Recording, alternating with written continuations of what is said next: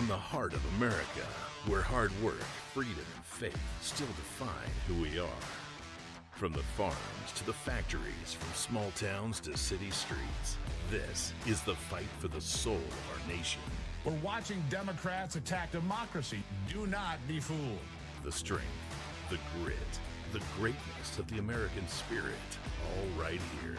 The left wanted power, not peace, but there's a resistance rising. A generation saying enough, enough. We've tried it their way, and it failed. The Steve Gruber Show with your host, Steve Gruber, starts right now. Off another brand new day here from the foxhole of freedom. Glad to have you on board the Freedom Train. We're fighting for it every day. America first. Every day we fight for this country. Sometimes we agree, sometimes we don't, but we get to the facts. Here are three big things you need to know this hour. Number one, the Census Bureau has announced negative net migration for the first time in my lifetime. 3 million illegal aliens being deported either voluntarily or by force. That is real success. Number two, in New York City, the communist Mayor Mamdani says it's time to crank up taxes on the rich, whatever that means this time, which means they'll be fleeing the Big Apple in even bigger numbers in the months to come. New York City is dying. And number three, it's an important topic we're going to cover here today. There's a fight for the spiritual heart of America going on all around us right now. There always is, but it's recently that I've been seeing it more and thinking about it a lot more. As I watch parts of this country descend further and further into madness, they continue to reject God and the truth at every turn. The Bible warns us about what happens when people do whatever is right in their own eyes instead of following the true definition of right and wrong that God gives us. They call good evil and evil good. You see it every day. It's frightening. When people do whatever is right in their own eyes, it always leads to chaos and dysfunction and, yes, even bloodshed. When people did whatever it was they thought was right in 2020, we saw cities burn, small businesses ransacked, ruined, and well-meaning people had their sympathy weaponized against them so that they just turned a blind eye to the destruction and worked to make themselves as anti-racist as possible, which really just meant hating themselves for being white. It's happening all over again. Many conservatives had their eyes open to the ridiculousness of it all over the last 5 years. Were you among them? But many are falling for it again. This idea that social justice and activism is a fine replacement for God, true justice, and morality. But we know these things are false. They never work. There are so many threats to the spiritual heart of America, and many of those threats are championed by the left. An attack on the truths about gender and sexuality, an attack on the family, hatred toward Christians and Jews, the weaponization of sympathy, the praise and normalization of obscene violence toward people that you don't agree with. The celebration of the death of Charlie Kirk, for example, and so many more examples I could give. We've seen some ground won by having conservative leaders back in office, but there's a long way to go. But trans identification down dramatically among young adults. Part of that could very well be because our leaders are speaking the truth again, and everyday conservatives are pushing back against the lies more than ever.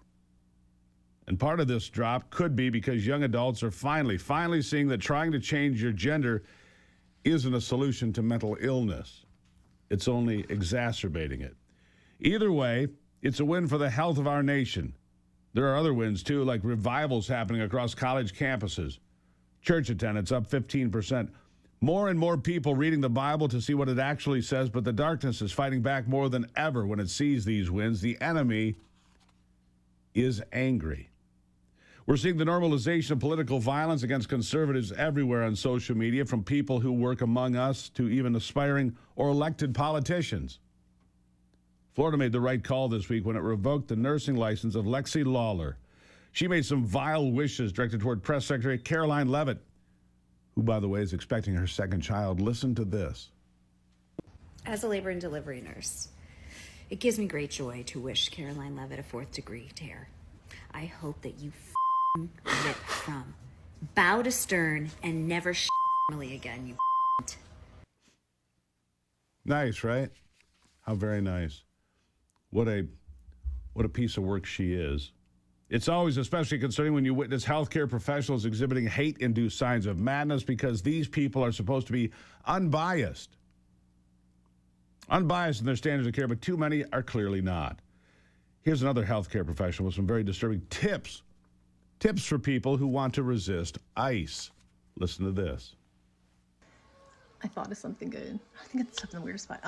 Sabotage tactic, or at least scare tactic. All the medical providers, grab some syringes with needles on the end. Have them full of saline or succinylcholine. You know, whatever. That will probably be a deterrent. Be safe. Okay, for today's resistance tip, I vote. Anybody got any poison ivy, poison oak in their yard? Get some of that up with gloves, obviously. Get it in some water, like a gallon of water. Get the poison ivy oak water, and I'm gonna put it into a water gun. Aim for faces, hands. Succinylcholine, by the way, that she mentioned there, it's a paralytic. It kills people. And it's not detectable because it's water soluble. That's what she's suggesting, kill people and don't get caught. She also encouraged single women to get out on dates with ICE agents and drug their food. I mean, talk about pure evil, drug their food. This is not some crazy drugged out individual living on the streets spouting nonsense. This is someone who made it through a degree of higher education. Past tests, past interviews, part of society. It's become and has become convinced somehow that she's on the right side of history by advising her colleagues to attack ICE agents with syringes or spray them with poison ivy or use succinylcholine to kill them.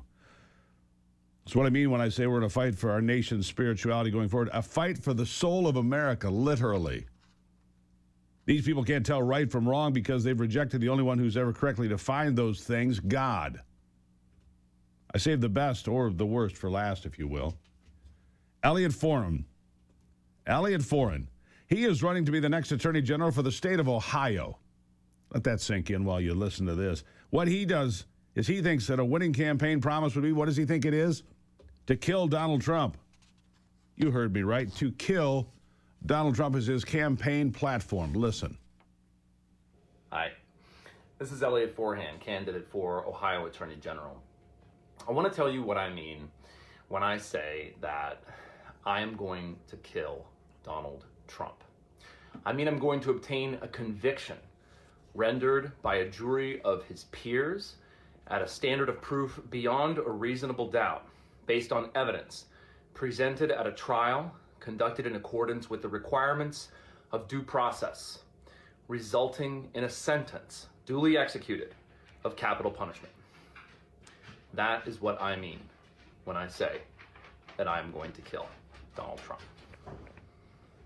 And there you have it from the great state of Ohio, a candidate for Attorney General who says he will kill the President of the United States. He says it all with a smile, just like another routine Thursday for him and just another campaign stop. Plotting the death of our president, who has already had two major, nearly successful assassination attempts made on his life. This is not normal behavior, folks. This is not anywhere near normal. This fight didn't just start with a war on conservatives. It started with a war on the family, which is one of the most powerful institutions created by God, as you know.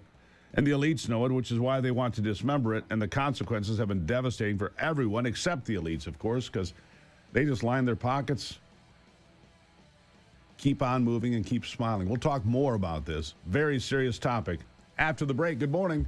It's the Steve Gruber Show.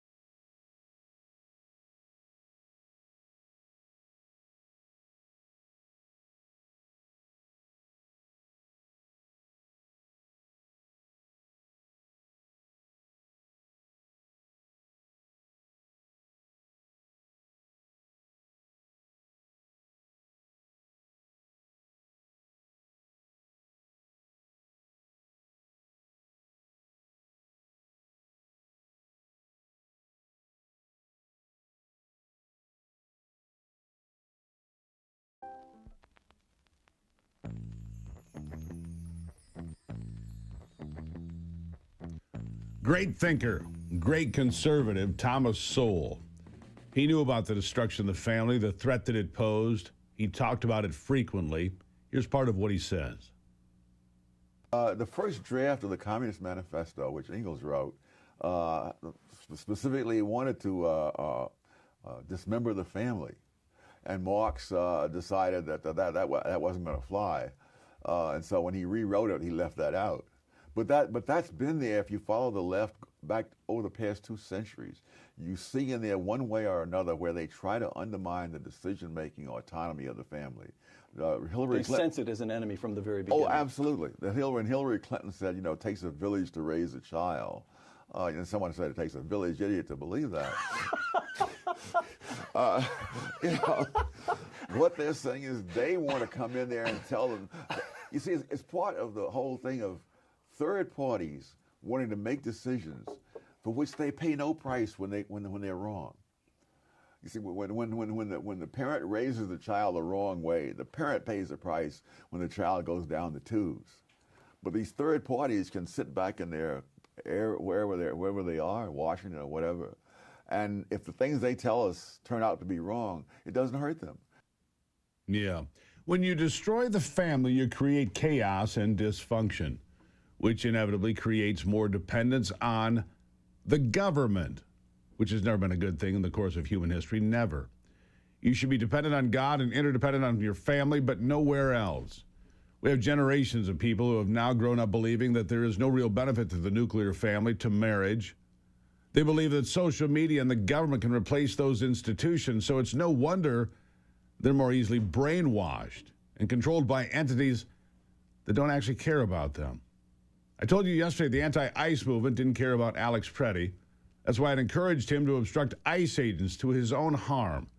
They got a martyr out of it. You know who was concerned about Alex? His parents. They told him not to do it. He didn't listen.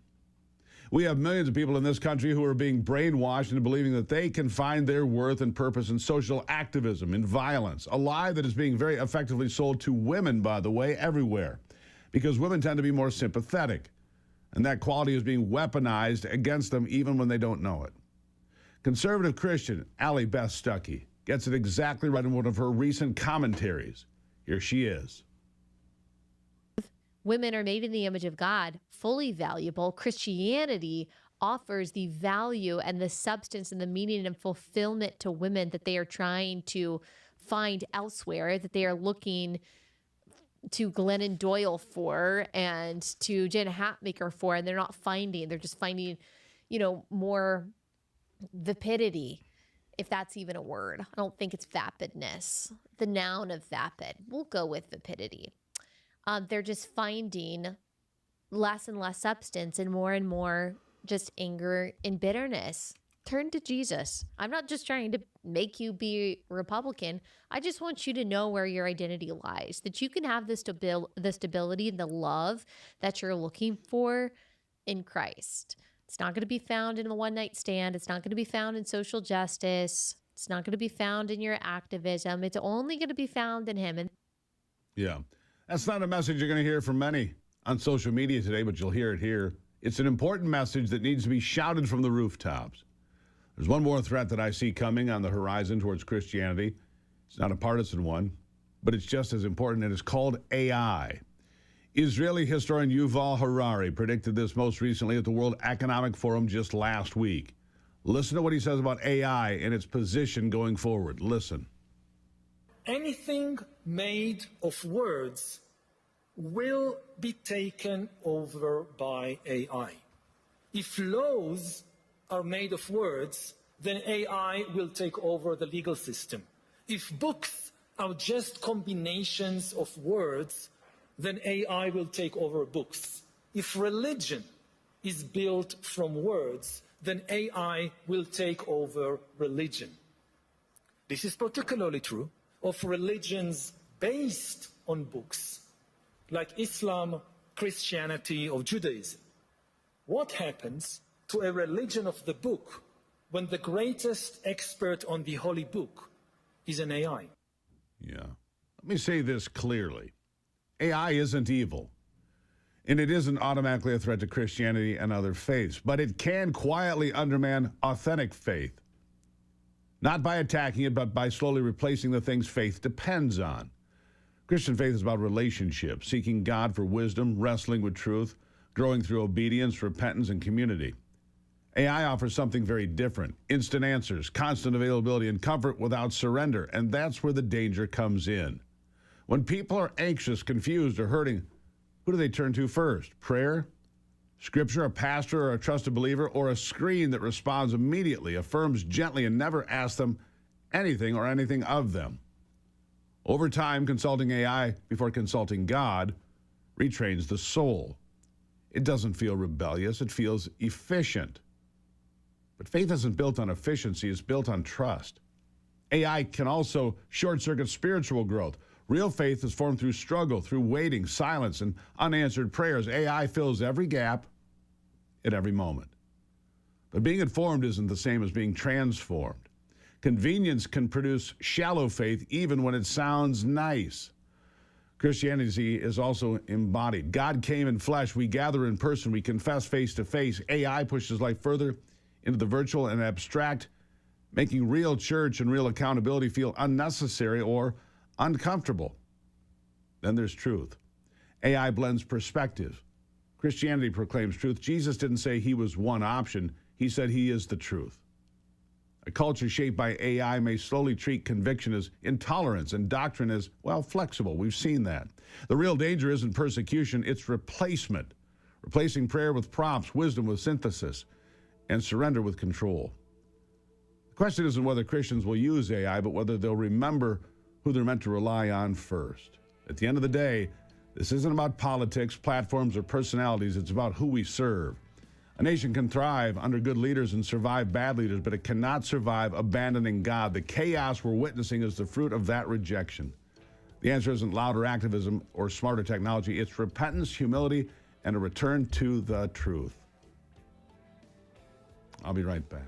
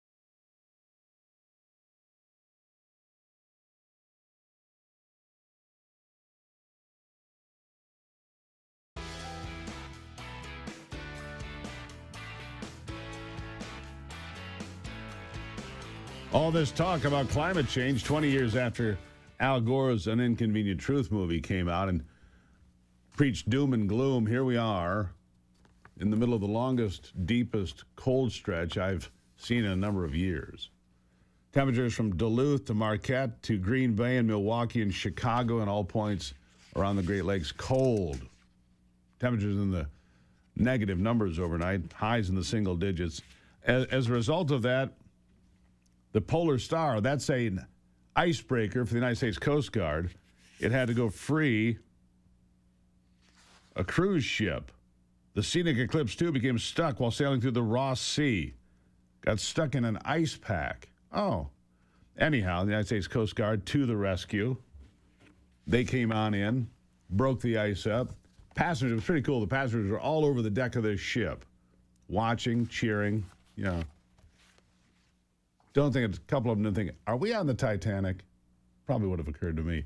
Did you know that American homeowners nationwide have over $32 trillion in equity? Cyber criminals targeting it with a growing scam the FBI calls house stealing. House alarms, doorbell cameras, deadbolts, they don't work against these thieves. They're not after the stuff in your house. They're after what your house is worth because you've been paying your mortgage, your equity. If your title isn't being monitored, scammers can transfer the title of your home into their name using pages they filed at the county and then take out loans against it or even sell it behind your back, and you don't even know it's happened until those dunning notices show up in the mailbox. By then, the damage is done. The best way to protect your equity is with triple lock protection from my friends at Home Title Lock.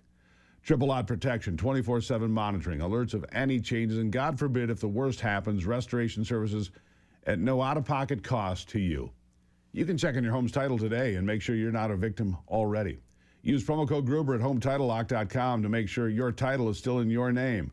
You'll also get a free title history report plus a free 14-day trial of their $1 million triple lock protection. That's 24/7 monitoring of your title, urgent alerts of any changes, and if fraud should happen, they'll spend up to $1 million to get it fixed. Go to HometitleLock.com now. Use the promo code Gruber. That's HometitleLock.com, promo code Gruber. HometitleLock.com. I'll take a break. When I come back, we're going to talk about AI. Again, it's everywhere, so don't you think you should be aware of what it's doing, good and bad? It's up next.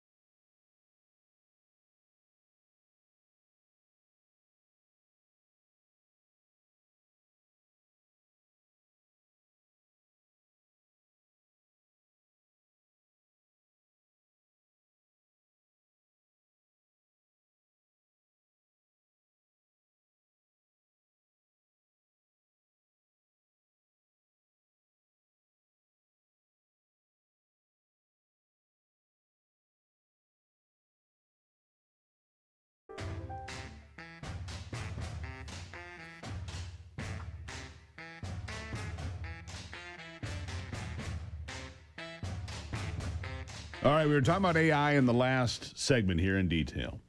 If AI can take over everything for convenience, you lose your connection to humanity.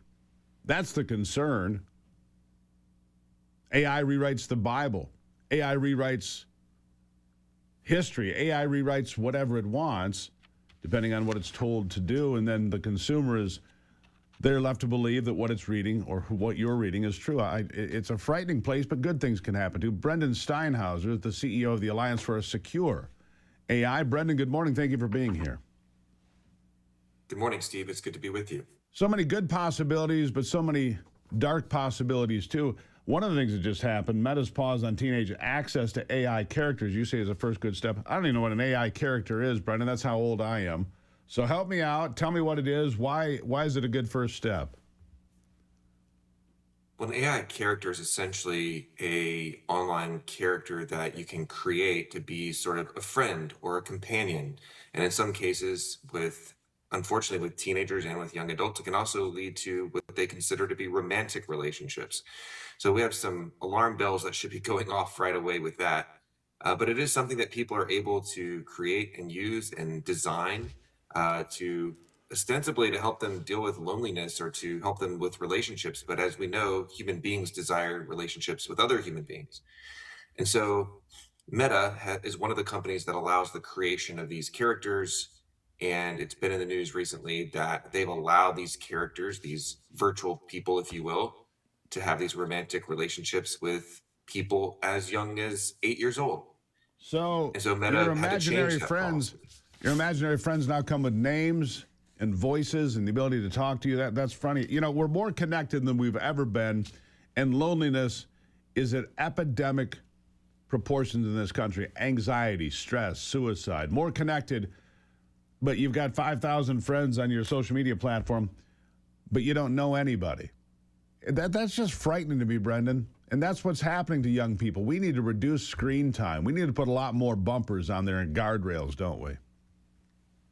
Absolutely. And so I'm glad to see Meta's changed this policy that they're going to put in more parental controls. They're going to roll out something different, but it's not enough. I mean, frankly, if you look at what the science shows, the studies show that social media has been really bad for preteen and teenagers.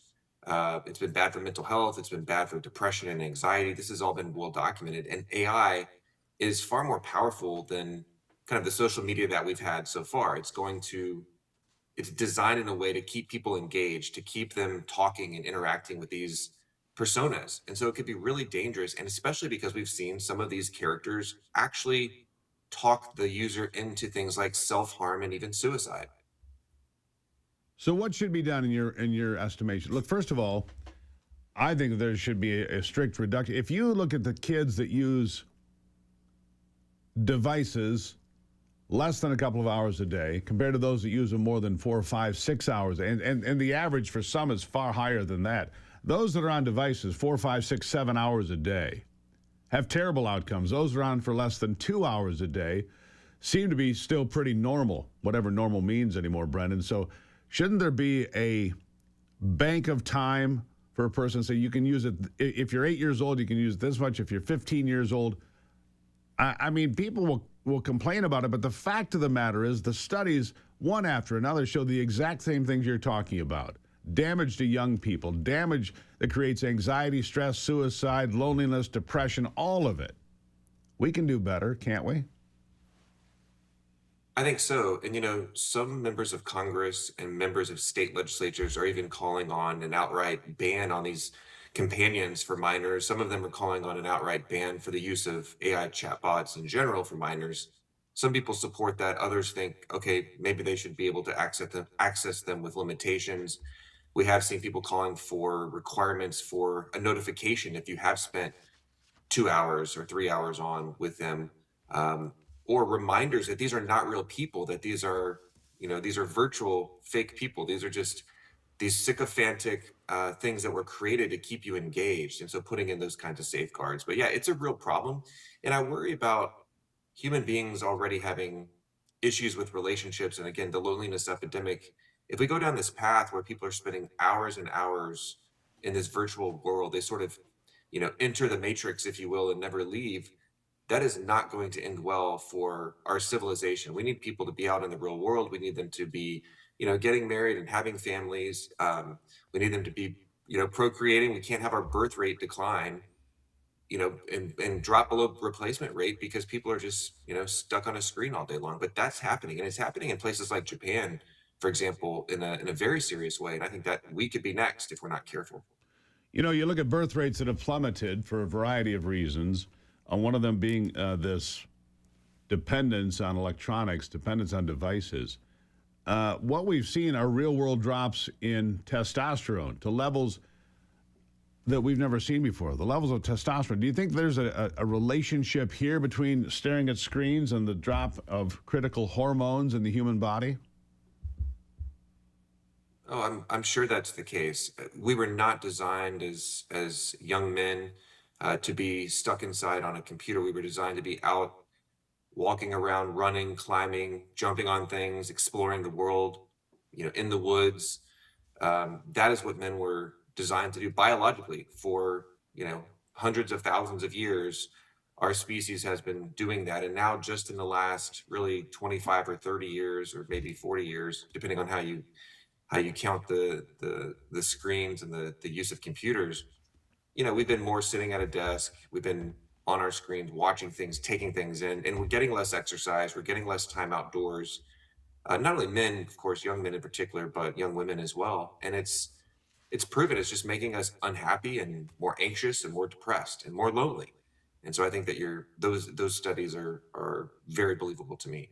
Very believable. All right, I'm going to give you the last word here. What are some of the things you would like to see happen, and how important is it for the future, basically, of everybody? Of everybody. There are restrictions in places like China. They have strict restrictions. We don't. I don't want to be like China, but I don't want to be gobbled up by the machine either. Final word to you. I agree. I think first we need to continue the public scrutiny and accountability on the companies. We've seen some of these policy changes happen. They are good first steps. We need to see more. I think we need to see, advocates and parents continue the lawsuits that they have filed against the companies. Mark Zuckerberg is facing a number of cases. He's had to settle with some families already. Some of these are going to trial. I think the litigation, unfortunately, is going to have to continue with the companies to get them to change their behavior. And then third is legislation. It's things like the GUARD Act, which is a federal bill that puts restrictions on the use of AI chatbots by minors. I think that would be a good step to kind of clear the way and say, okay, if you're an adult, you can use chatbots and companions. But if you're a minor, it's just like smoking cigarettes or drinking alcohol. We have limitations there as well. And frankly, social media and AI powered algorithms are probably as harmful as giving cigarettes to children. I think that's a fair argument. I think AI might be worse, actually. Brendan, thank you for being here. Great conversation. Keep an eye on AI. It can do good things, but it can also be very dangerous and detrimental. Sir, thank you. Thank you, Steve. There you have it. Here's what I do now. Every Saturday from the evening on Friday until the evening on Saturday, 25 hours, no devices. Family time, game time, walking around in the woods, like he said, even when it's cold. I put on my muskox, flannel shirt, I go outside. You should do the same. I'll be right back.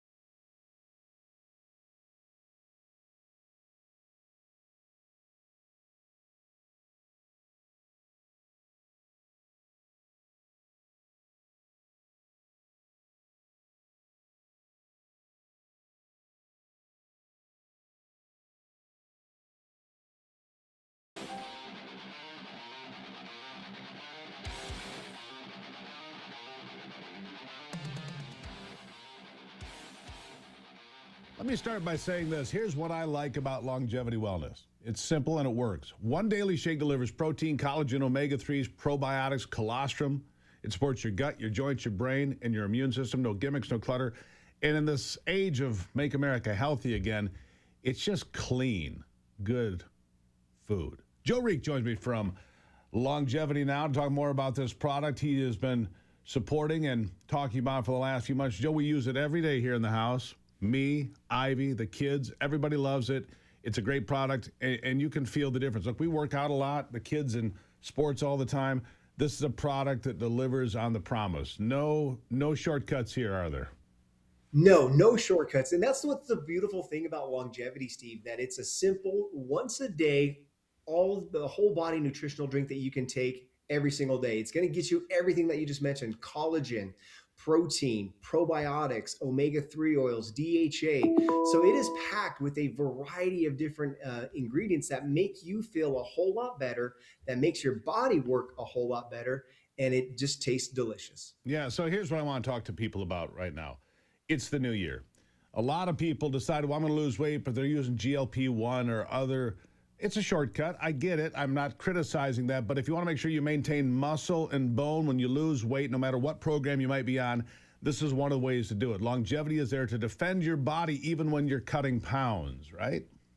Absolutely. It's going to be filled with what your body needs. So if you are using a GLP-1 and you don't have that appetite, you still need to get calories, you still need to get protein, you still need to get other things that your body needs to survive. And when you're using a GLP-1, you obviously don't have the same types of feelings of being hungry, and so you just don't eat. But you are going to be losing a lot of muscle mass and a lot of protein if you're not constantly consuming food. And that's what's nice about longevity, is that it's going to be able to provide you those calories, the protein, in a small, easy to drink formula once a day that you take. And it's going to help you maintain your diet. It's going to help you maintain that weight loss or support you on that weight loss journey. But it's going to provide you with what you need for your body. It's packed with 22 natural vitamins and minerals, and it's all from real whole foods that are bioavailable. So there's nothing synthetic inside of longevity. It's all natural, it tastes great, and it's simple and easy to do. Clean, science-backed nutrition. Okay, so let's go from the crowd that wants to lose weight to those that want to maintain weight, seniors. Maybe they don't want to lose weight, and they have a struggle keeping the pounds on when they get older sometimes. Another perfect product, another perfect example where longevity fits in to people, right? 100%. A lot of times too, people are taking some other type of a nutritional drink, that has full of synthetic oils. Yeah. That's kind of what they prescribe as a little ensure or a boost.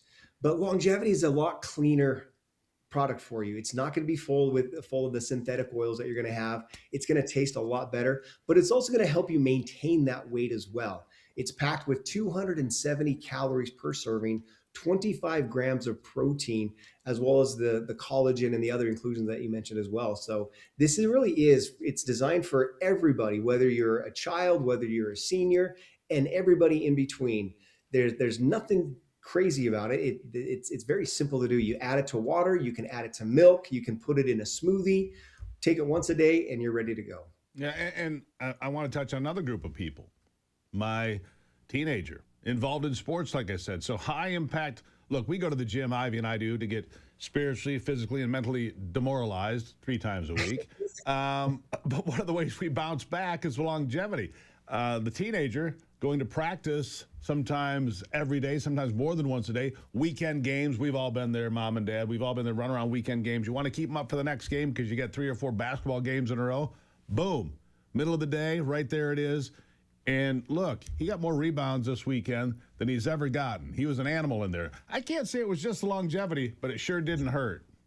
Sure didn't hurt. My boys too, they're heavily involved in high school sports, and they're practicing, getting ready for the lacrosse season right now. And even during football season, they're training hard. Every single day they would have the longevity. And what we found out, Steve, is that it helps them recover from their workouts. And so it's because of the collagen. There's actually 16.5 grams of collagen inside of longevity. And collagen is great for muscle for your musculoskeletal system to repair, your tendons, your joints, your hair, your skin, your nails. And we really attribute them being able to recover from their grueling workouts because of the collagen in longevity. And one thing I want to remind everybody too is longevity, it's diabetic and renal friendly. So if you do suffer from any types of diabetes where you got to watch the carbs, this is very, very friendly for those who are diabetic as well as renal people. You know, that's the beautiful thing about longevity. It's ready for everybody to give you what your body needs so you can have a healthier, you can feel more alive, if you will, right, by taking longevity. No, I feel a pep in my step, but trust me, we've been using it for months around here every day, and we like it. There's chocolate, strawberry, vanilla, and you've heard the testimonials here. Look, if you're a senior, it's good for you. If you're somebody who has diabetic concerns, it's good for you. It's good for young athletes. It's good for people going to the gym like me and Ivy. It's good for all these folks, and it'll help you. And if you're on a GLP-1 or if you're losing weight in any other way, it's good for you too. Look, we've got a special for you today. Go to longevitywellness.co. Use the promo code Gruber. You're going to save 25%. If you get a subscription, you'll save even more, right? Absolutely. If you subscribe, which is really kind of neat because now you don't have to worry about ordering every single month. If you sign up for a subscription every single month, you're going to be shipped a pouch of longevity so that you never have to run out of it. You never have to worry about it. It'll be there when you need it. There's no diets, no cleanses, no complicated routines, just one simple habit that delivers, and that's longevity. 8 to 100, all points in between. No matter who you are, this is a product that can work for you. And again, it's clean, and which is what we really like. Make America healthy again starts with you. LongevityWellness.co. The promo code is Gruber. You'll save 25% right off the top. If you get a subscription, you'll save even more. Joe Reek, always good to see you, my friend. Thank you for being here. It's a pleasure, Steve. Thank you so much, and we appreciate all you guys do for us. And we'll be here when you need us. All right, we'll talk again soon. Again, we use this product every day, friends. We do. We don't talk about any product in this program that I don't personally use or Ivy doesn't personally use. LongevityWellness.co. The promo code is Gruber. Check it out and send me an email and tell me how it worked for you. I'll take a moment. I'll be right back.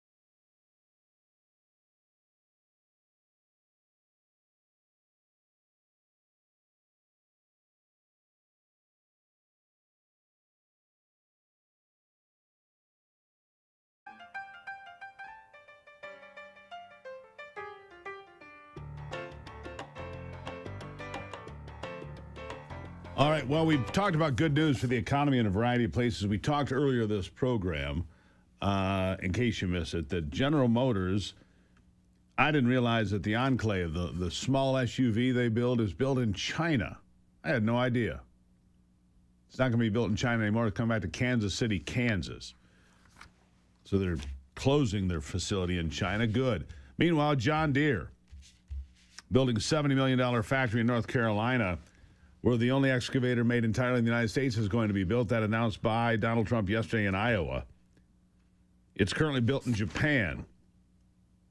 In keeping with our strong tradition of building America, we are excited to announce plans to open 2 new U.S.-based facilities, a state-of-the-art distribution center near Hebron, Indiana, and a cutting-edge excavator factory in Kernersville, North Carolina, both set to open in the next year. That came from John Deere itself. Each project creating hundreds of jobs. Trump announced the historic investment in Clive, Iowa. John Deere doing a $70 million factory in North Carolina. Great American company, I would say. It's brand new, the best in the world. I think it's going to pay off very, very big. It's going to be the only excavator factory, 100% American made. In other words, excavators. We all know I love those excavators, believe it or not. I know a lot about them. We don't make them here. This is going to be the only excavator entirely made in the United States of America. Pretty remarkable. You know, you look at all of these things coming back. General Motors, I had no idea they built the small SUV in China. Never should have happened. Never should have happened. Bad policies led to everything being built somewhere else. Well, we'll build things here, thank you very much. It's about time. We will build things here. And I'm glad we are. I can wear a John Deere hat again. Leaving Mexico, leaving Japan, building factories right here in America to put Americans to work every day. And, of course, John Deere creates food. And in excavators, build buildings. They create things. We build things as Americans. We build things. We do big things. We got work to do, and I'm glad we're doing it. Make sure you can follow me on YouTube. Great place to watch the program live feed every day. I've got more to come, 2 more hours. I'll be back. Oh, there's the QR code. There it is.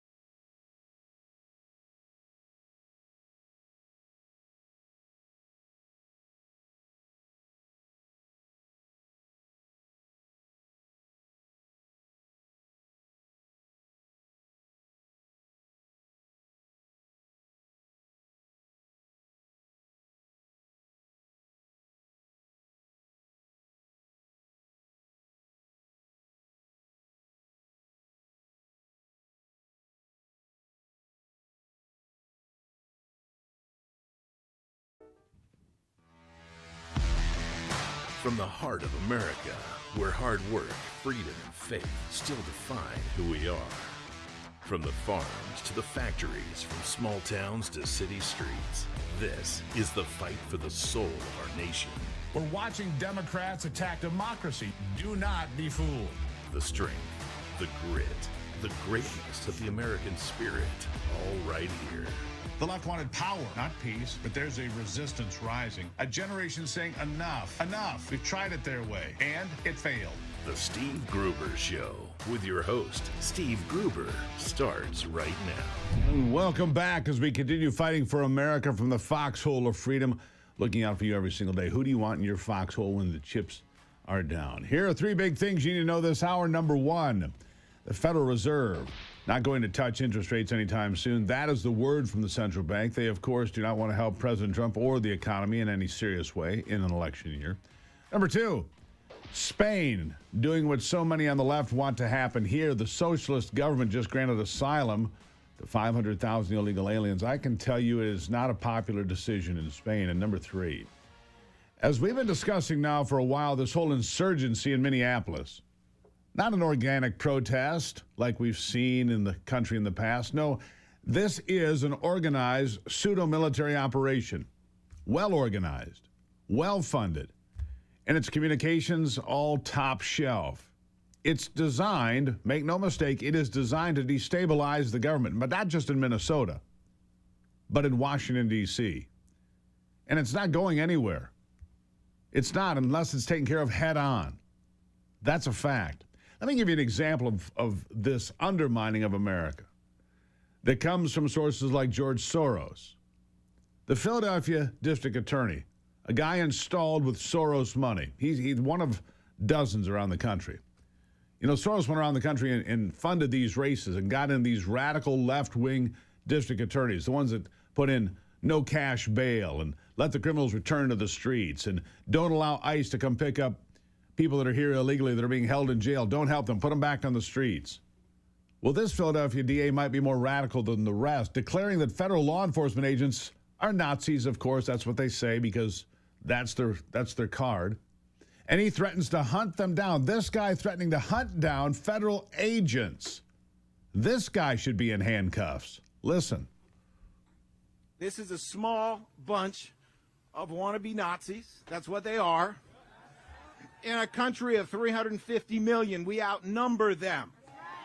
If we have to hunt you down the way they hunted down Nazis for decades, we will find your identities. We will find you. We will achieve justice. Yeah. We're going to hunt you down. We're going to find you. How can that guy keep his job? How can he sit there and say, I'm going to ignore federal law? I'm the prosecutor, and I'm going to ignore federal law. I don't care. I don't care. And I'm going to hunt you down. Should not stand.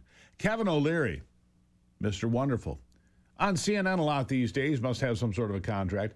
He destroys the radical leftist on the panel, Tiffany Cross, calling federal law enforcement agents white supremacists. She does.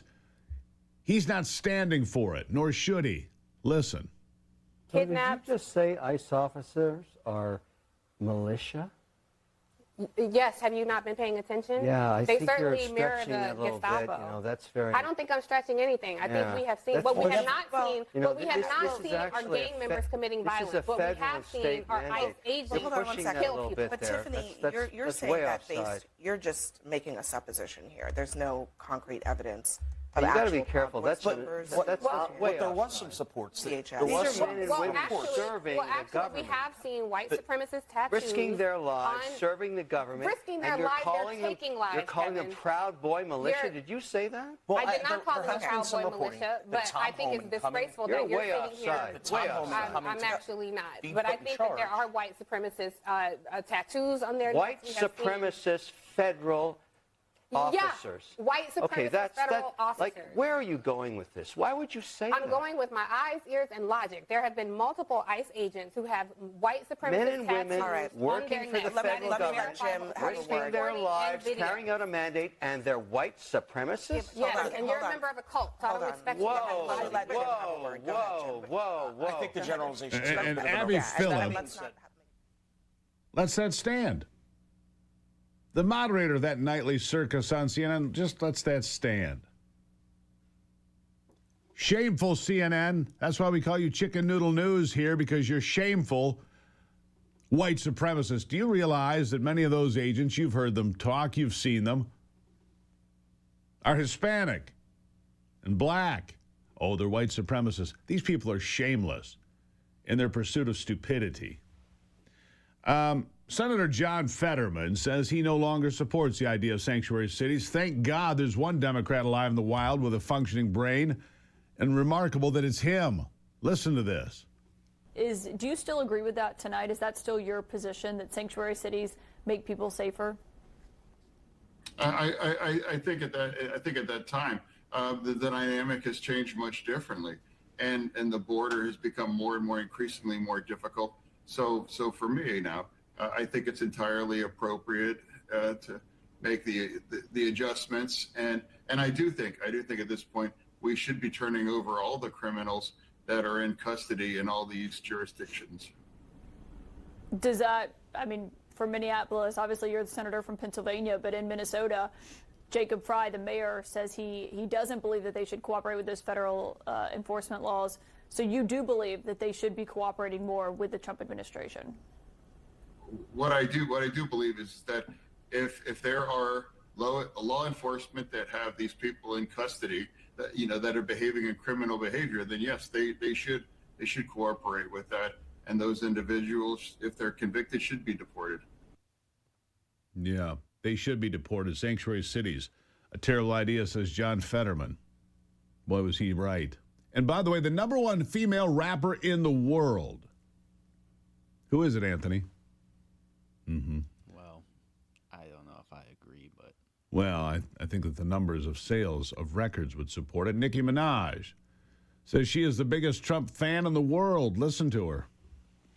I am probably the president's #1 fan. And that's not going to change.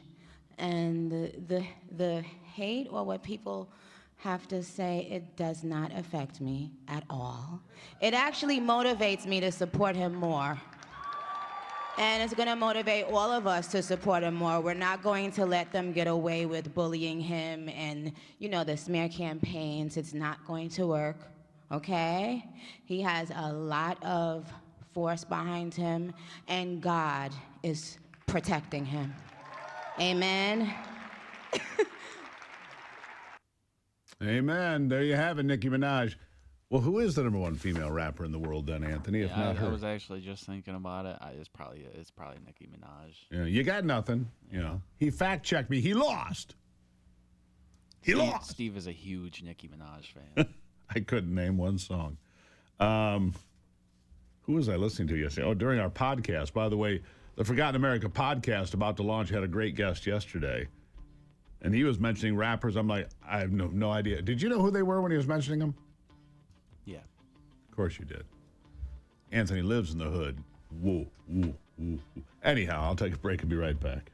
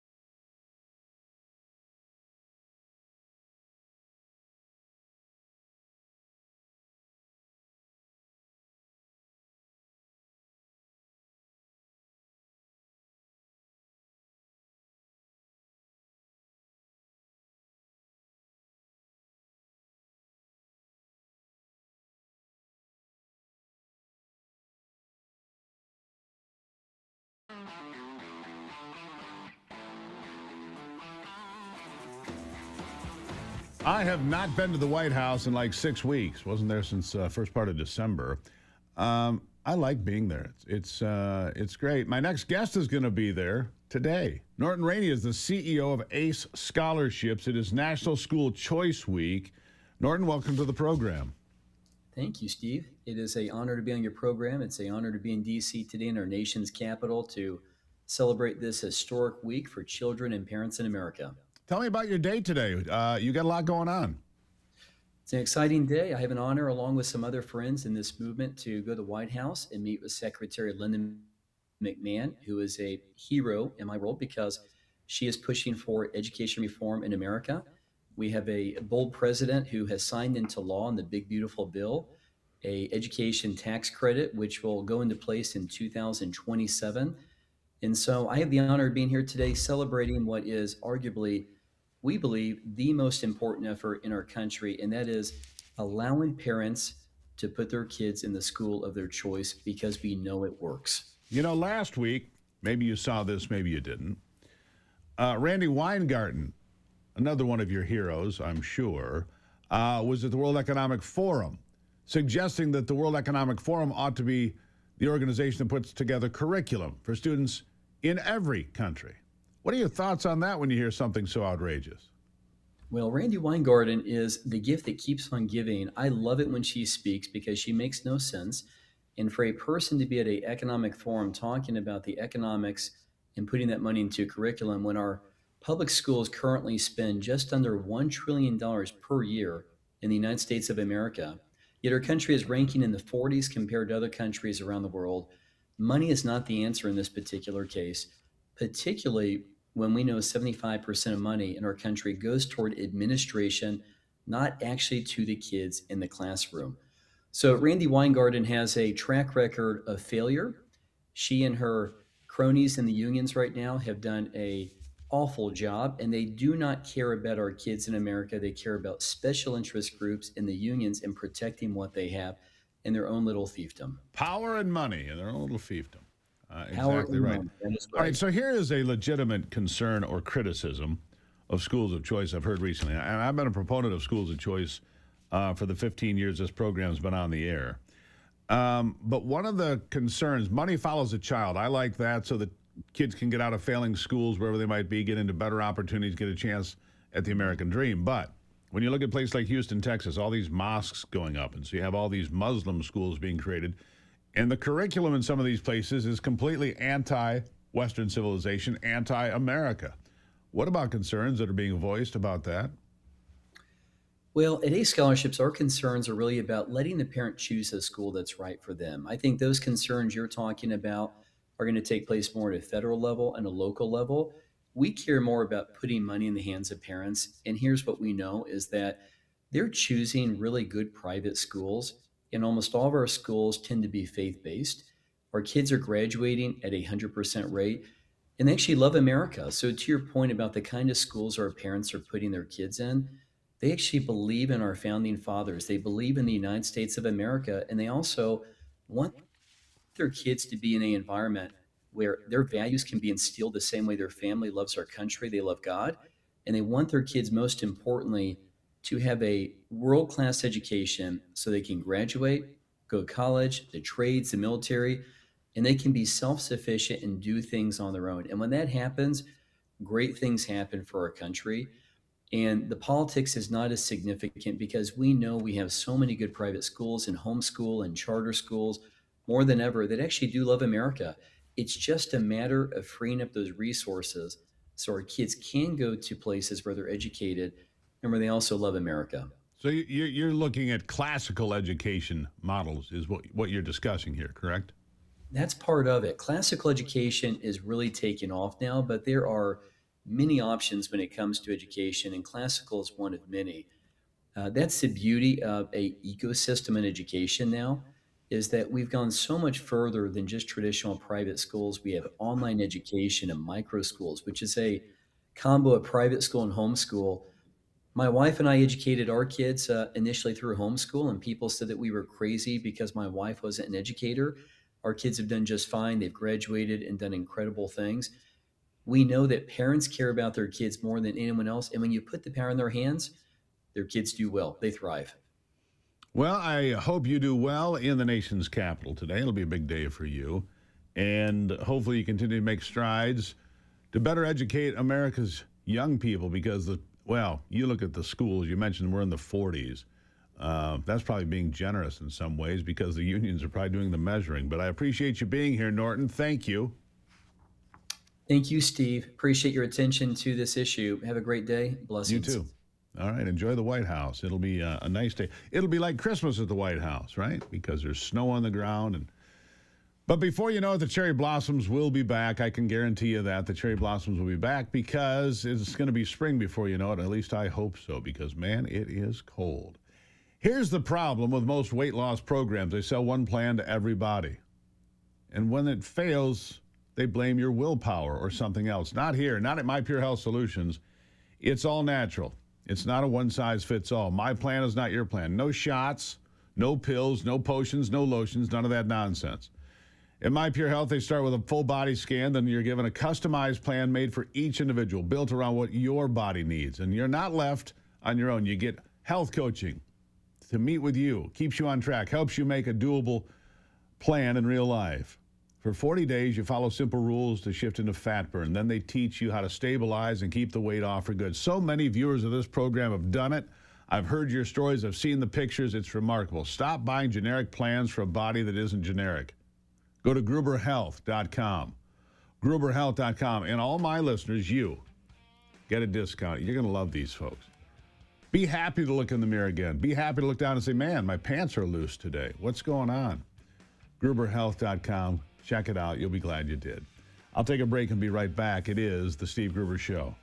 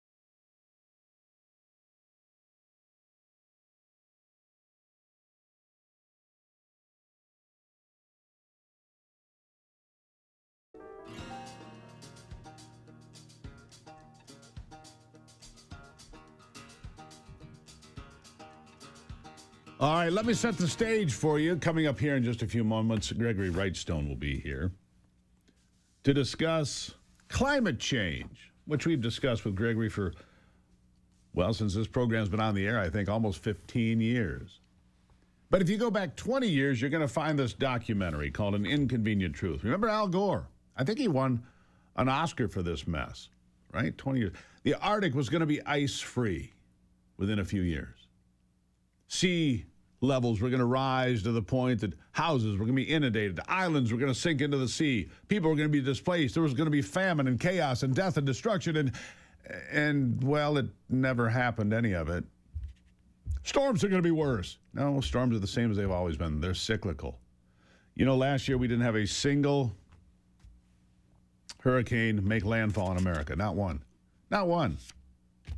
Yeah, it was released 20 years ago at the Sundance Film Festival, the former vice president.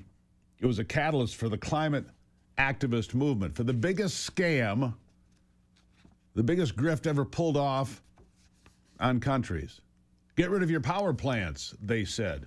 Get windmills, they said. Get solar panels built in China, they said. And now what do we have? We have electric prices that are through the roof, rolling blackouts in some areas. Remember, Texas had the big winter cold blast a couple years ago? People without electricity because they couldn't support it in Texas. Texas, of all places. Now, Al Gore and his predictions of doom and gloom, ridiculous. 13 years to the day after its release, Alexandria Ocasio-Cortez, remember, we have 12 years to live. Oh, the world will end in 12 years. Well, what do we got, 5 years left? Might as well get a ribeye and a bourbon. Enjoy it. World's coming to an end, so said AOC. Well, that didn't happen either, now did it? You know, I've told people this, I'll tell you again, 25 degrees below zero actual air temperature at this studio Saturday morning. 5 days ago, 6 days ago, 25.4 degrees below zero. Coldest day I've seen in Michigan in years and years. And today, it's a balmy 8 degrees. The Great Lakes are going to freeze extensively this year, again, exceeding their long-term average of 52% ice cover. Bank on it. I'll have more after this.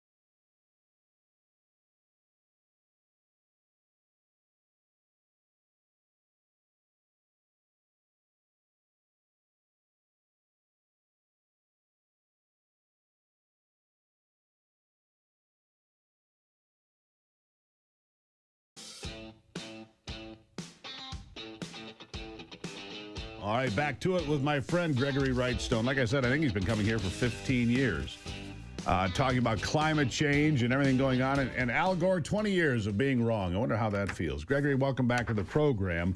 20 years ago, Al Gore, no ice in the Arctic, rising sea levels, which is weird because, you know, Kamala Harris just bought an $8.5 million mansion on the shores in Malibu. Barack Obama has 2 mansions, one in Martha's Vineyard, one in Hawaii, both on the shore.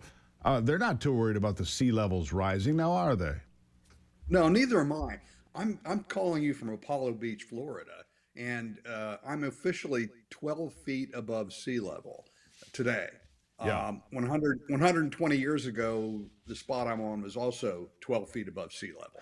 So, you know, what we have is sea levels rising at an alarming rate of 7 inches per century.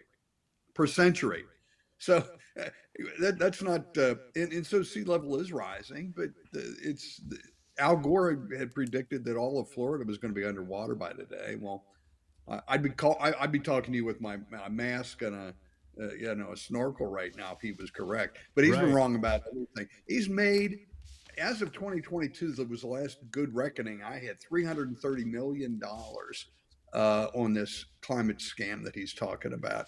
And it's not that when we talk about a climate hoax, it's not that climate change is a hoax. Climate change is real. It is real. It's not dangerous. Well, it is real. And climate crisis. Here's a story that I like to tell.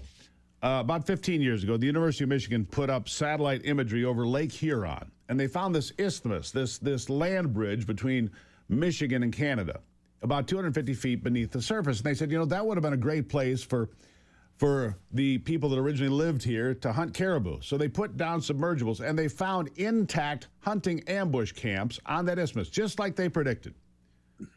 They said they were about 11,000 years old in completely pristine condition because the water levels back then apparently rose about 7 inches per century to the point that it got to the point they couldn't hunt there anymore. So 11,000 years on, they're 250 feet beneath the surface of Lake Huron. Yes, climate change is real. It gave me the Great Lakes as an example, didn't it? It did.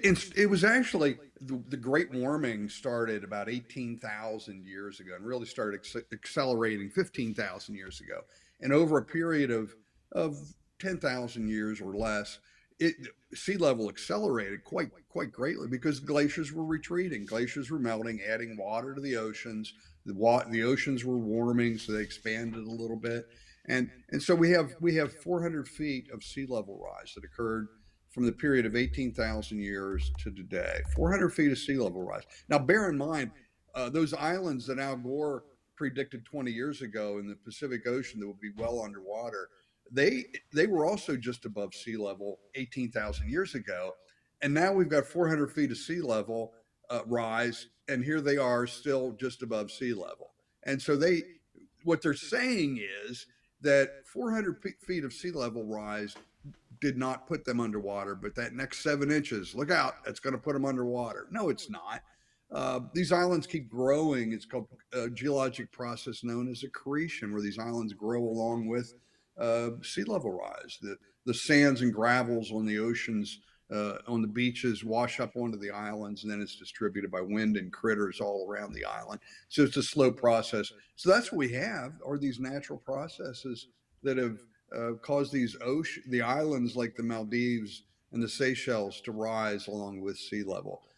So the key thing here is there is no climate crisis. And the other thing I want your listeners and your viewers to take away this morning is that they should welcome the warmth, and we're in a warming trend. They should welcome the warmth and fear the cold, because history tells us cold has been horrific throughout time. It's the cold periods that were related to crop failure, famine, pestilence, and mass depopulation. It was the warm periods, warmer than today, that were hugely beneficial. Great civilization empires arose during those really warm periods. And so we, again, welcome the warmth, fear the cold. Yeah, there's been a lot of discussion of Greenland in the news lately for a different reason. But Greenland, between about the year 900 AD and 1390 AD, was occupied agriculturally because it was warm at that time. They had farms and livestock, and people lived there, and then they were kind of pushed out when it got cold again. And another point, 20-1. That's the number of deaths on the planet each year, cold versus heat deaths. Natural deaths, 20-1, cold kills people. But they try to lie to you about all of it, don't they? Warming is good. Heat, warmth, and water create life. That's a fact, isn't it? Oh, it is. It is. Yeah, that was Eric the Red that first discovered Greenland, and he was there. He wanted to populate it. His both his dad and he were cold-blooded killers. They were kicked out of Yeah. Norway and then Iceland for Nice murdering folks. somebody. Yeah, yeah. It was like father, like son. And so Eric came back. He says, "Well, here's this land. It's mostly ice, but there's some green parts there. I'm gonna call it Greenland." And so it was really a marketing campaign calling it Greenland. It's kind of like I told you I live in Apollo Beach. It's something we've got here. I think whoever first came here, there is no beach, but they said, well, it sure sounds beautiful. We're going to call it Apollo Beach. And that's kind of what Eric the Red did with Greenland. We'll get everybody to move here. It's lovely here. Don't get me wrong, but there is no beach. Right. And that's kind of what Eric the Red did. And back then there was a dairy, there were dairies, they were That's growing right. a barley. You cannot grow barley today on Greenland. You can grow cold resistant wheat, but not barley. Right. There is one small dairy there. I've done this research, so you don't have to. There were actually 33 heads of cattle on Greenland today that are Yeah. barely eking by. But back then there were hundreds. There were many farms on Greenland because it There was were, in warmer. fact, about 20 years ago, some caribou hunters stumbled on some timbers and they decided to start excavating it. You know this, I think they call it the farm beneath the sand, rough translation. And they excavated it. They found livestock buildings. They found houses. They found all of that dating back to about 1000, 1100 AD. And yes, there was agriculture there, but then it got cold because what happens to the temperatures? It goes up for a couple of hundred years. It comes down for a couple of hundred years, roughly speaking, right? But we did, and we see that the last great cooling period occurred, from the years 1250 to 1850. It was called the Little Ice Age, and that's what we're talking about. Is when it started getting cold in Greenland. They just disappeared. We really don't know what happened to them. We know that they were no longer there after a period of time, and that Little Ice Age also caused glaciers to come down out of the mountains throughout Europe. And villages were overwhelmed and consumed by glaciers coming down out of the mountains in France, Germany, and across Europe. It was a very difficult time. Parts of Europe experienced 50% mortality during that time. It was a combination of factors, but again, like you said, cold kills 15 to 20 times as many people as That's does right. heat. And the interesting part of this is if you look at it, mild cold kills a lot more people than severe cold. And people ask me about that all the time. They say, why is that? Yeah, why is And it's it? because, Real quick. well, because mild cold occurs all the time. Everyone That's right. get mild cold. But severe cold, like we have right now, is a pretty rare event. And so, Yeah. yes, that particular severe cold would kill a lot more people So here's the verdict. in that intense part. Here's the verdict. I got to leave it here, Gregory, and I love having you on the program. Al Gore was wrong about everything. Gregory Wrightstone, the geologist, executive director of the CO2 Coalition, Arlington, Virginia. Look him up. He's got some great books, great resources. Like he just said, he's done the research, so you don't have to. Gregory, thank you as always. Thank you very much, Steve. Really appreciate it. Facts matter around here a lot. I'll be right back.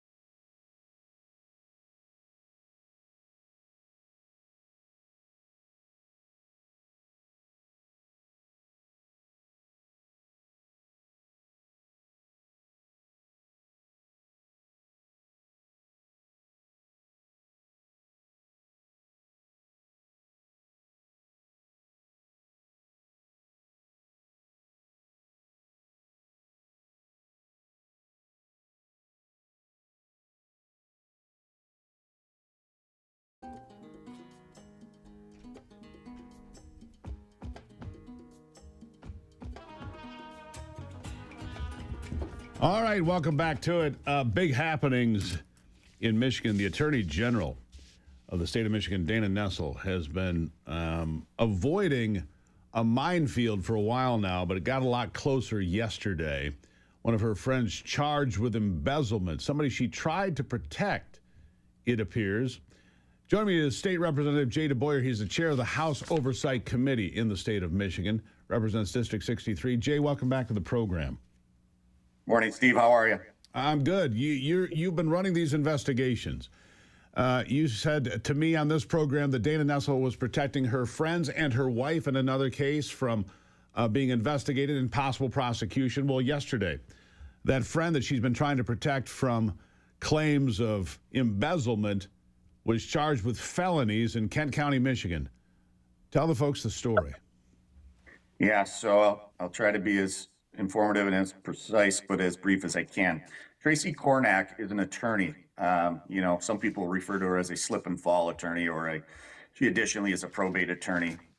In this case, she was designated as a conservator for Miss Rose Bird. Miss Rose Bird was in an automobile accident and was not incapacitated, but she did have some forgetfulness issues because she had had a head injury. And so what the conservator's role was is to make sure that Miss Bird's bills are paid, right? That the money's where it needs to be, that her bills are paid.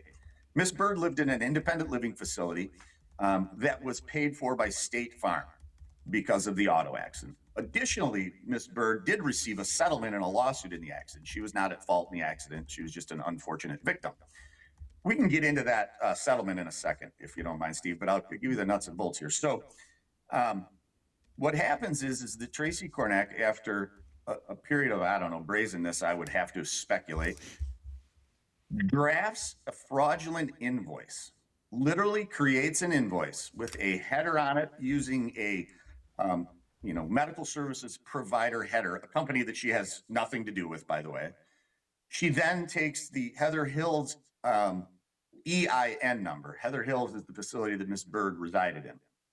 She uses their EIN number, puts this EIN number on this fraudulent invoice, puts her own home address on the invoice, sends it to State Farm, claiming that there's money due for services rendered for caregiving of Miss Bird that was executed by Tracy Kornack's daughter. This is the start of it, Steve. And State Farm recognizes when they see the invoice that the address is not Heather Hills' address. So what they do is they make contact with Heather Hills, and they end up sending a check to Heather Hills for this. Heather Hills receives it, and then they check their data, and they say, why are we getting this check? There's no reason for us to get this check. That is what starts the snowball on this entire issue. They contact Tracy Kornack because Tracy Kornack is Miss Bird's conservator. She's the one. Remember, at this moment, they're under the assumption that Tracy Kornack is the conservator. She is just doing what she's supposed to do. There's no correlation. And Tracy Kornack then starts to falter in her story. She starts to say that, well, this is invoicing for my daughter, the services that she provided for Miss Bird, which is the beginning of the end for Tracy Kornack. All lies, all fraudulent. Her daughter, although it does appear that her daughter had been to the facility at some times, there was an investigation done, and it turns out that these dates and times that she was claiming that her daughter was at this facility providing services for Miss Bird for 12 hours a day, didn't match up. None of this matched up. And so the Kent County prosecutors filed at least 2 felonies that I'm aware of. Maybe it's 3, whatever it is. But the reason she was insulated was because she was insulated by the Attorney General of the state of Michigan, my understanding, Dana Nessel. Right. Is that true? That is true. So what happened with all these things is that eventually when Heather Hills figured out that there was more going on here, a whistleblower came forward. Now, credit to Charlie LaDuff here. Whistleblower comes forward. Charlie LaDuff writes an article. This article comes out, right? At this time, there's no investigation. At this time, there's no charges. At this time, there's no complainant. This article comes out. The Attorney General's office then opens a quasi-investigation because of the news article. Tracy Kornack, on her own motivation, walks into the Attorney General's office to quote unquote give her side of the story. Because we know that that's common, that someone that's charged with a crime just shows up at the Attorney General's, or, you know, at least portrayed to commit a crime, just shows up at the Attorney General's office. The problem is this, Steve. Tracy Kornack and Dana Nessel have a direct personal relationship. Tracy Kornack was the treasurer for the Michigan Democratic Party, and Tracy Kornack worked on the transition team for Dana Nessel, including when this investigation, not really an investigation, they call it investigation, occurred. The Attorney General's office put up a firewall and, in their own words, said, because of the close personal relationship between Dana Nessel and Ms. Kornack. So they put this firewall up, which Dana Nessel then proceeded to violate multiple times while this firewall was in place, up to and including sending a directive to her staff to share the investigative file with Tracy Kornack because, quote, she's up for a judicial appointment in Kent County. All while the firewall was in place, all while the case was open, all while the investigation, in quotation marks, because they did absolutely no investigation. This email occurs, and then within roughly a couple of weeks, case closed, Steve. It was swept under the rug until you came along and said, let me lift this rug and take a look. Now the Kent County prosecutor has filed felony charges against her. I need you to hold on, Jay. We're going to go through a commercial here. I've got more questions, if that's okay with you. I got more info. I'm sure you do, so sit tight right there.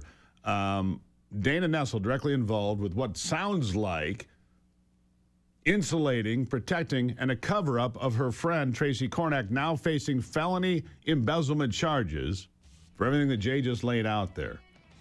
We're going to dig deeper when we come back. This is a huge story, could blow the lid off the AG's office in the state of Michigan.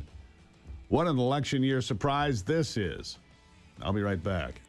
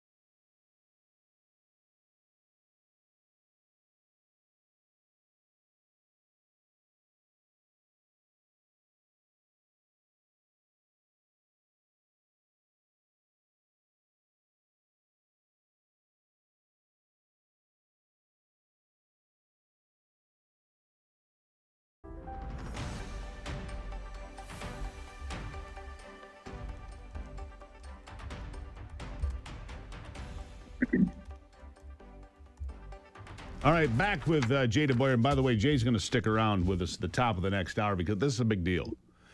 Here's the question at hand, Jay. Did the Attorney General knowingly and willfully interfere in a case to protect a friend of hers?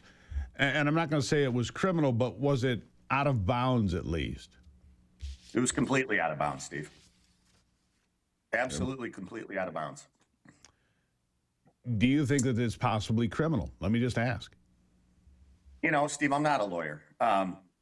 Thank God. I would say that if it isn't criminal, it certainly violates the ethical standards of an attorney for certain at its highest levels. And then, throw in, responsibility as an elected official and your ethics obligation and your oath. If an ordinary citizen had done what Tracy Kornak did, would it have been put on the shelf? Absolutely not. If an ordinary citizen, if I had done that or you had done that or anybody else that wasn't well connected and didn't just walk into the Attorney General's office for a conversation, what would the outcome be? They'd probably be in jail, right? They'd probably be in jail right now. Or for an extended period of time. Right? Yeah. Not jail, prison. Right, correct. Just so we're clear on that, because there is a distinction, right? Not jail, prison. Sure. All right, so Jay, I want you to come back because this has implications. Dana Nessel has been at the highest level of the Michigan government for almost 8 years. She's been there through all of Governor Whitmer's tenure as governor of this state. What does the governor have to say about it? I'm going to ask you that when we come back.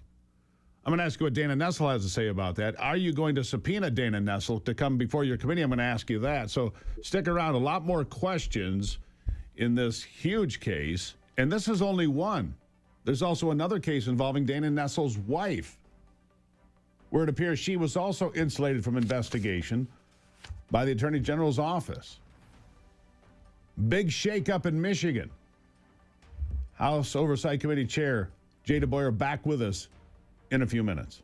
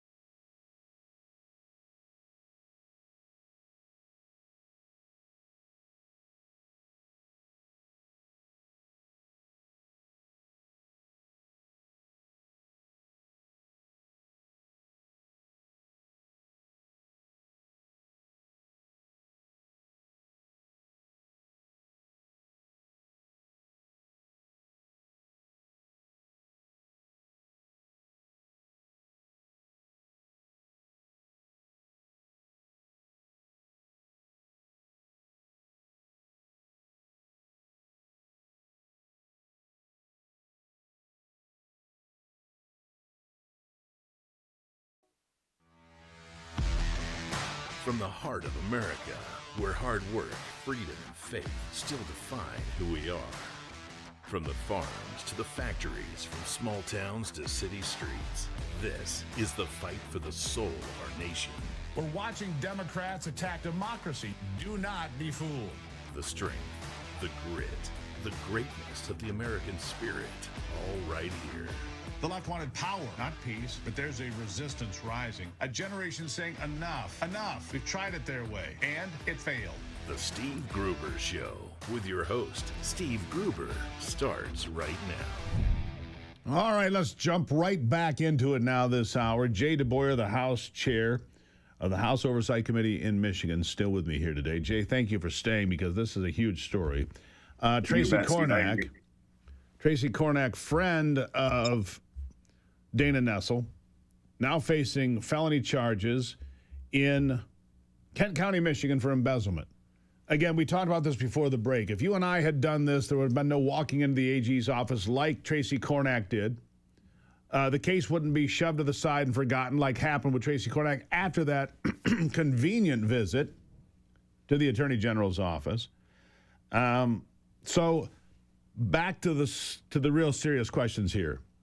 Do you believe it's possible that Dana Nessel crossed a legal line? An ethical line for sure. I think that's pretty obvious.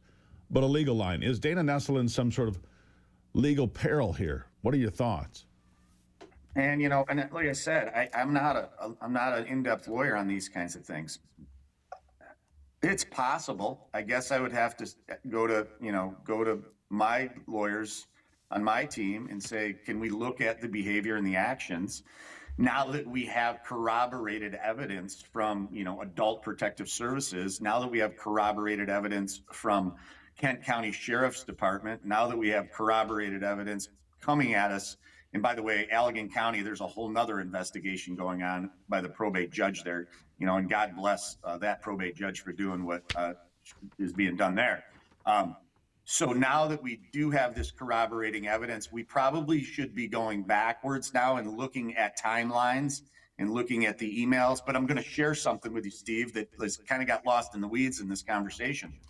We do have an open subpoena right now with Dana Nessel. Number one, we did subpoena her to come and testify. Due to a scheduling conflict, we were unable to actually have our committee hearing that day.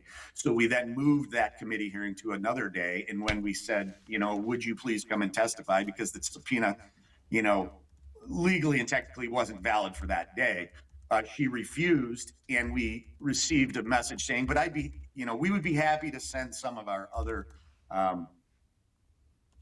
AG staff to come and testify. Here's the problem, Steve, and we got to circle this back to make sure your listeners and the people of Michigan understand this. The role of this whole thing isn't Miss Rose Bird. The role of this is, as the oversight chair and as the oversight committee, is to look at Dana Nessel's behavior. And so her saying, no, I'm not going to come freely to testify. In fact, I have nothing, quote, I have nothing, that she would have nothing to add because she was firewalled out of these cases. Yeah, she was firewalled out of the cases. The reason we want to talk to her is because she violated those firewalls. The reason we want to talk to her is, as the oversight committee, we have the right to investigate agencies. Additionally, we have multiple legislative purposes, which include modification of statute up to, by the way, and including impeaching Dana Nessel. Let me ask you two questions here. Sure. Okay, so let me just ask that. Is impeachment on the table?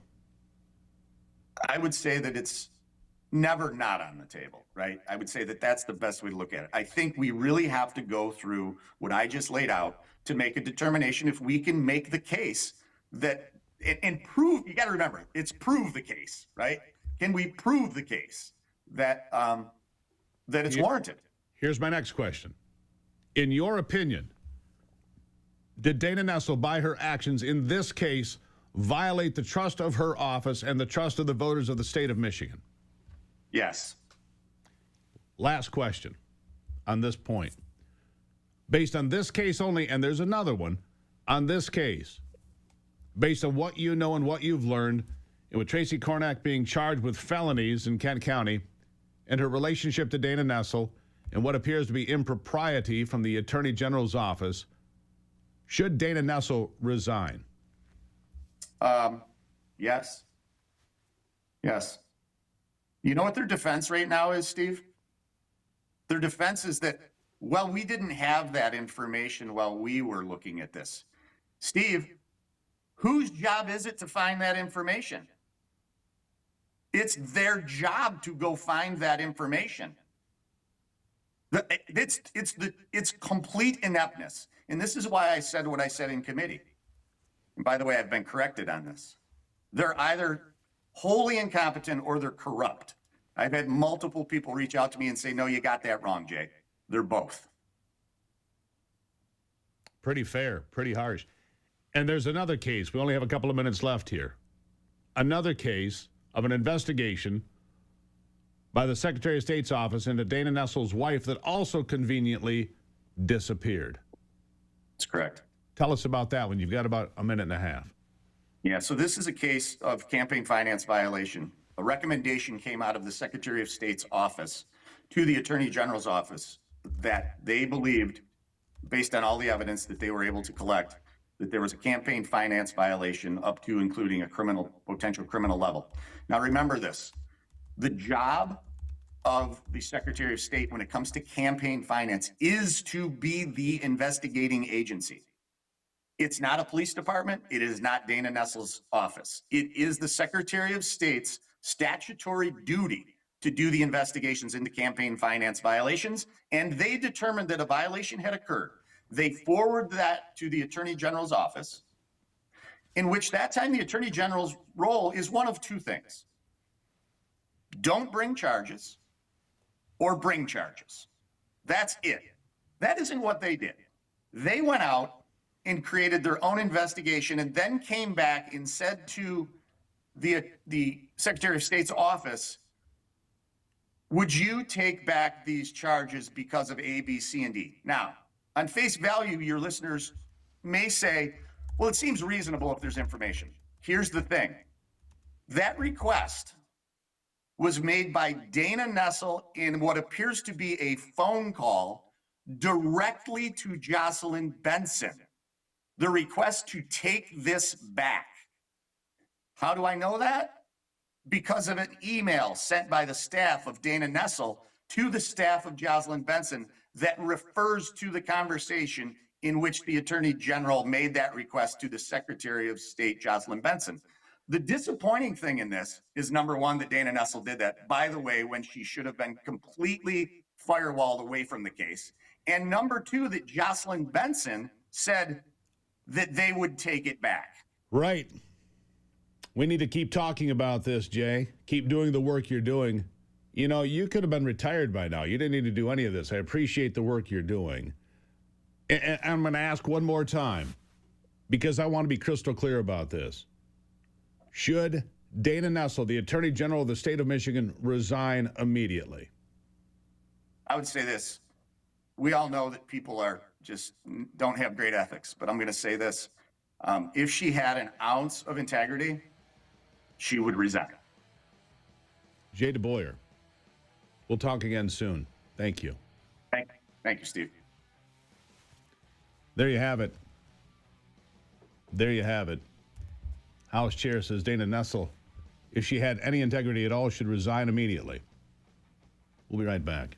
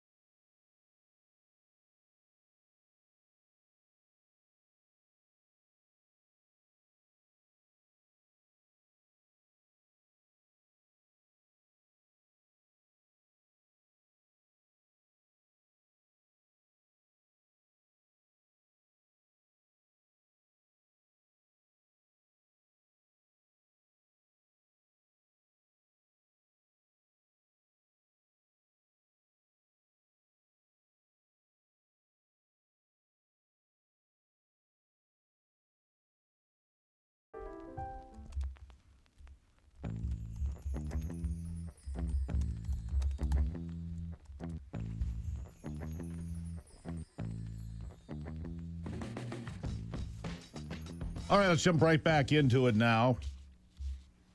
Consumers Defense is a leading consumer protection group. Now, Sal Nuzzo is the executive director. And Sal, welcome to the program. It seems to me that Donald Trump laid it out in pretty clear terms in Davos, Switzerland. America's not picking up the check anymore. You come to dinner, you can pick up the check too. The warning has been given to the EU. Look, the EU went completely socialist over the last 20 years. They have 100 million more people, and they were supposed to get together to be this economic powerhouse, but instead, all their socialist programs have kneecapped them, I suppose I would say. The American GDP continues to soar. EU, they're way below us with 100 million more people. And now they're trying to target American companies. I think they're on a fool's errand, my friend. What are your thoughts? Absolutely. Thank you very much for having me, Steve. Just as you said, the president's been clear. Our foreign economic relationships will be based on the principles of fairness and reciprocity, and really policies designed to disadvantage Americans in Europe while their European counterparts enjoy an open market in the United States cannot be tolerated. And that's exactly what we're seeing with how the EU is treating American companies versus their domestic counterparts. And it's why we did the research and why we issued this latest report, Fines for Thee, Not for Me. All right, so what is the new economic reality? And here, I mean, I've got concerns today. I'm concerned about the dollar today. I'm not going to kid you. When I see gold at $5,500 and silver at $120 an ounce, I'm concerned about our currency. Maybe I shouldn't be. But this is all part of the reordering of how things work on this planet. We're defending the Western Hemisphere. We're not giving away our money free anymore. I see that General Motors isn't going to build Buicks in China anymore. I didn't even know they did that, but they're bringing their small SUV back to Kansas City. John Deere building new plants here to build tractors exclusively in the United States. This is working, isn't it? Absolutely. And really, the foundation of U.S. economic dominance has been this trifecta: free market capitalism, private property rights, and the rule of law to uphold them. And businesses understand the rules governing how they conduct business. And at the end of the day, companies and CEOs in particular, they want consistency. And so that's what we provide, and that is what has fueled American dominance. The EU, as you so deftly put earlier, has gone the opposite way. They've kneecapped themselves over the last 25 to 30 years. And now what we're seeing is they cannot compete with us on a level playing field. And so they're trying to use their own rules and regulations to undercut U.S. firms. And that's why we're kind of being upfront about it with this report. Well, what do they build in Europe? What do they build there anymore? Not much. Where's the innovation? You mentioned, Where's the innovation in Europe? There's no innovation. They don't build any damn thing. They've only got one army that's even credible anymore. That's the French army. After that, I don't think there's a credible military on the continent.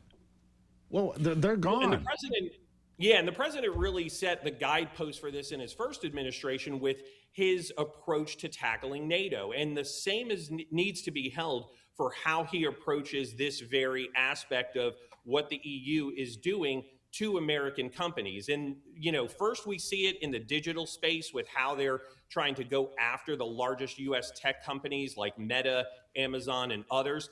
But really, this is a canary in the coal mine. If we do not tackle this and the administration does not give a strong kind of message with how we go at the EU for this, the ripple effects are going to be felt downstream in other arenas years down the road. And just like it is now, we'll be fighting these battles for generations.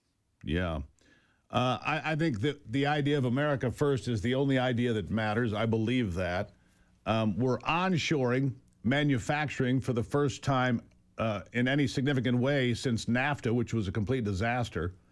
It was, we knew that was going to happen. We were warned about it. That great big second sound you hear is jobs going to Mexico. Remember that? He was right about that, Ross Perot.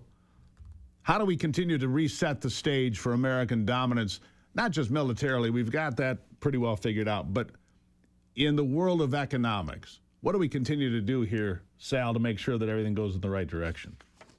Well, it's a great question. And there's absolutely a forum for negotiating this economic playing field for countries, and we call them trade negotiations. What the EU has done is they've undercut those by pursuing their own regulatory schemes.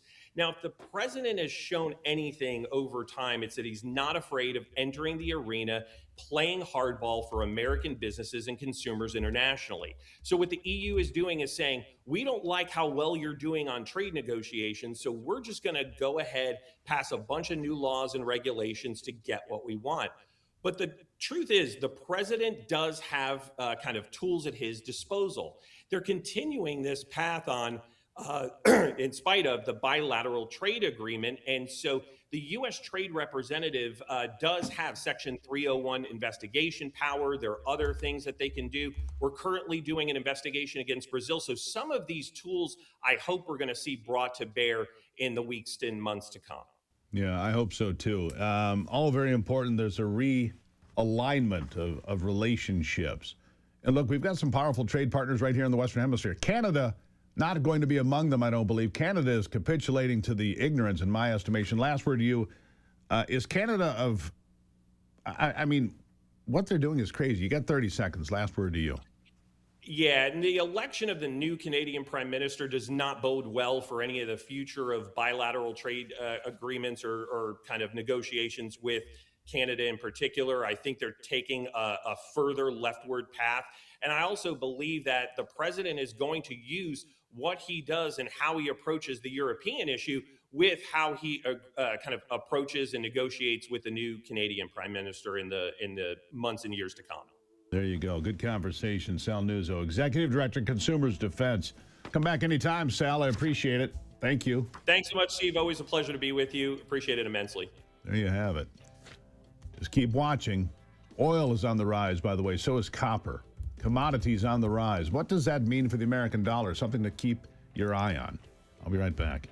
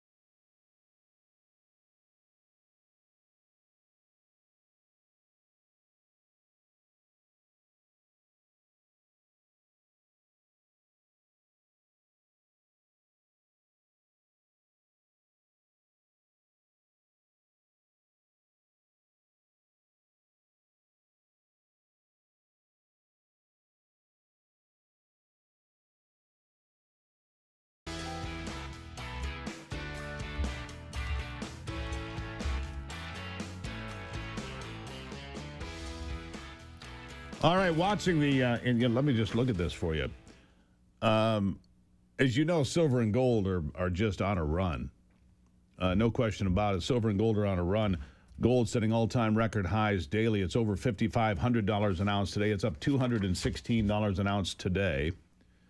Silver hit almost $121 an ounce overnight. It is at $118, almost $119 an ounce today. You go back to the beginning of the month, it was $75, just at the beginning of January. So that's where you were. January the 3rd, it was $75 an ounce. It's $118.71 now. On the 3rd of January, gold was $4,400. Now it's $5,500. It's up $1,100 an ounce in just over 3 weeks. What I'm also seeing here, and none of this is advice, it's just information. Copper up 7% just in the last couple of days. Oil up 10% in the last handful of days.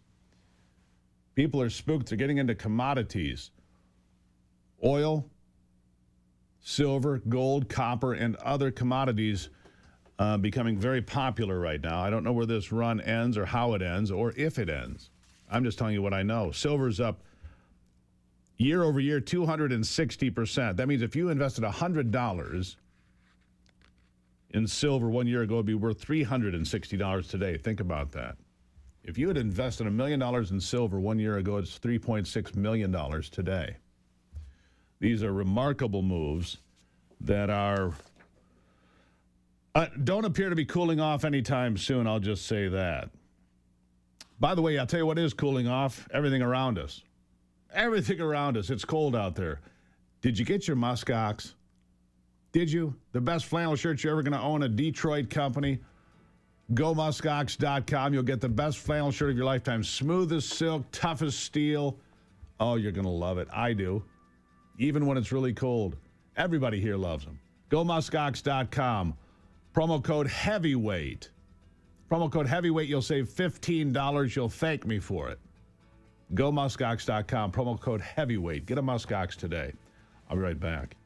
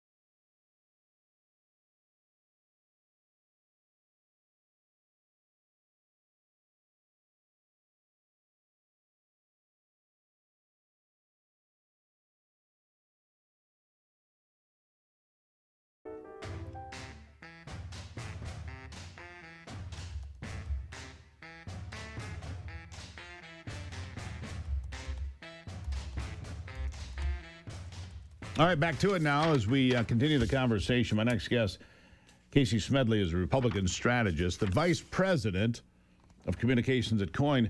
Casey, welcome back to the program. Good morning. Great to be back with you. Good to have you here. Look, so much going on. I see Tom Holman is in Minneapolis talking right now. taking over the operations there. They're not leaving. But isn't it interesting? This is the biggest distraction, Cassie, that I've seen so far. And it is, I think it's by design, because Donald Trump is reordering economics on the world stage. He's reordering alliances on the world stage. He's bringing us back into the Western Hemisphere and saying, look, this is our domain, whether it's Venezuela or Greenland. And the Democrats need something. And so they've got this violence in Minneapolis, always Minneapolis. But I think most Americans, I saw new polling from Rasmussen showing that 75% of Hispanic respondents approve of the immigration policies, including ICE enforcement by this administration. That's pretty important, isn't it? Yes, the polling continues to be with the mission of immigration enforcement. It's the optics. And you're right, what you're touching on, when you have Minneapolis Mayor Fry, who very specifically is not cooperating with federal law enforcement, and he is giving an order for the local police to not cooperate with the operations of ICE and federal law enforcement, which I was just listening to Tom Homan's press conference. He's like, that's a big part of it. If we could just go into the jails and get these folks that you've already locked up, you've already assessed that they are a danger to the community. Let us go in and get them. That's one agent who can go in and get them. When you don't do that, then I need all of these different teams, and it's 15 people go into a house, which of course causes disruption in the community. The second piece of it is that this is a very heavily funded agitation operation. And they're not only funding the protests on the ground, the signal chat groups, the email lists to tell everybody where to be when, but also the pressure campaign online to get influencers to feel the pressure to have to speak out against Minneapolis and against the Trump administration. All of that is a highly coordinated effort because the left realizes that this is just as big of a PR campaign as it is a political one. They are intertwined. And you're right. They don't have anything else to win on right now. They don't have anything else to talk about right now. Well, in fact, Cassie, if I may be so bold, I'm going to say Tim Walz lied.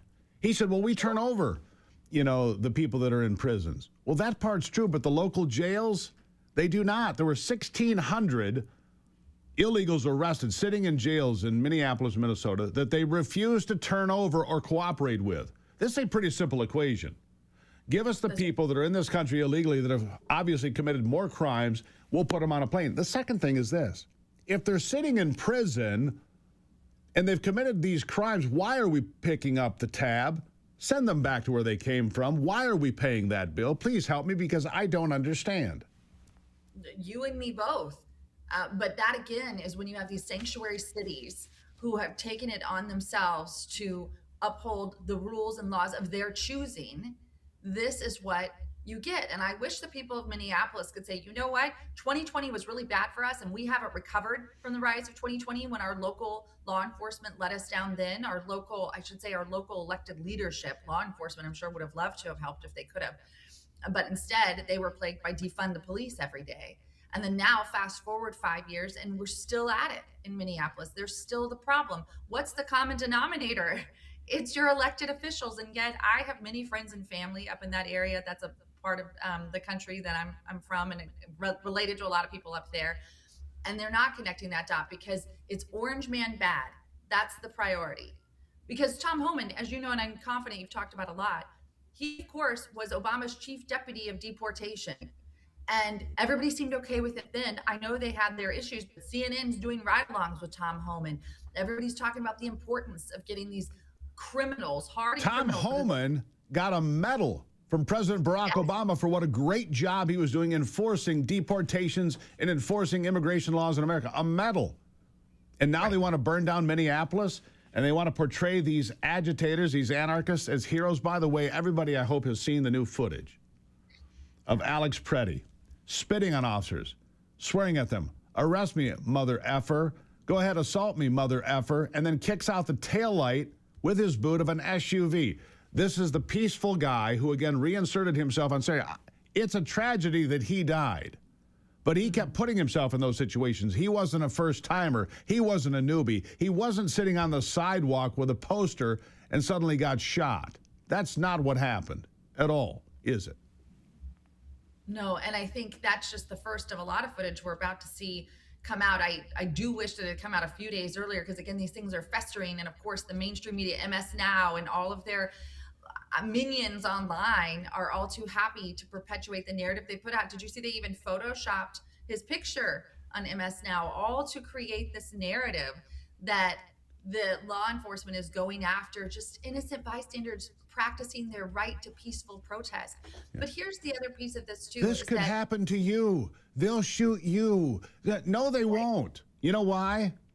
I'm here. I don't interfere with law enforcement. I don't push police. I don't show up with a gun on my hip and get in a wrestling match with police on the ground. I don't do those things. I'm in zero danger of ever being shot by a law enforcement officer. Zero. Right. Sorry, but I digress. No, it's not that hard. I mean, at the minimum, when I got my driver's license, my dad said, you speed, you get pulled over, you stop, and you listen to directions. That's correct. Where do you put your hands? 10 and 2. 10 and 2, and you wait for directions. Now, as a concealed carry permit holder, as I am, and many people I know, the second thing you do is when the officer comes to the side of your car, you say, I am a concealed carry permit holder. I either have it with me or I do not. You tell them clearly. You tell them what the situation is. It lowers the temperature. Swearing at them, spitting at them, kicking their SUV, struggling with them on the ground. When you have a gun, that voids your right to carry, by the way. It makes it an illegal carry at that point. Now, I'm not pleased that any of these people have been killed, but it is the policies, I believe, of the government at the state and local level in Minnesota and Minneapolis that have created the atmosphere for this chaos and this violence to take place. You're not seeing this in Texas. You're not even seeing it here in Michigan.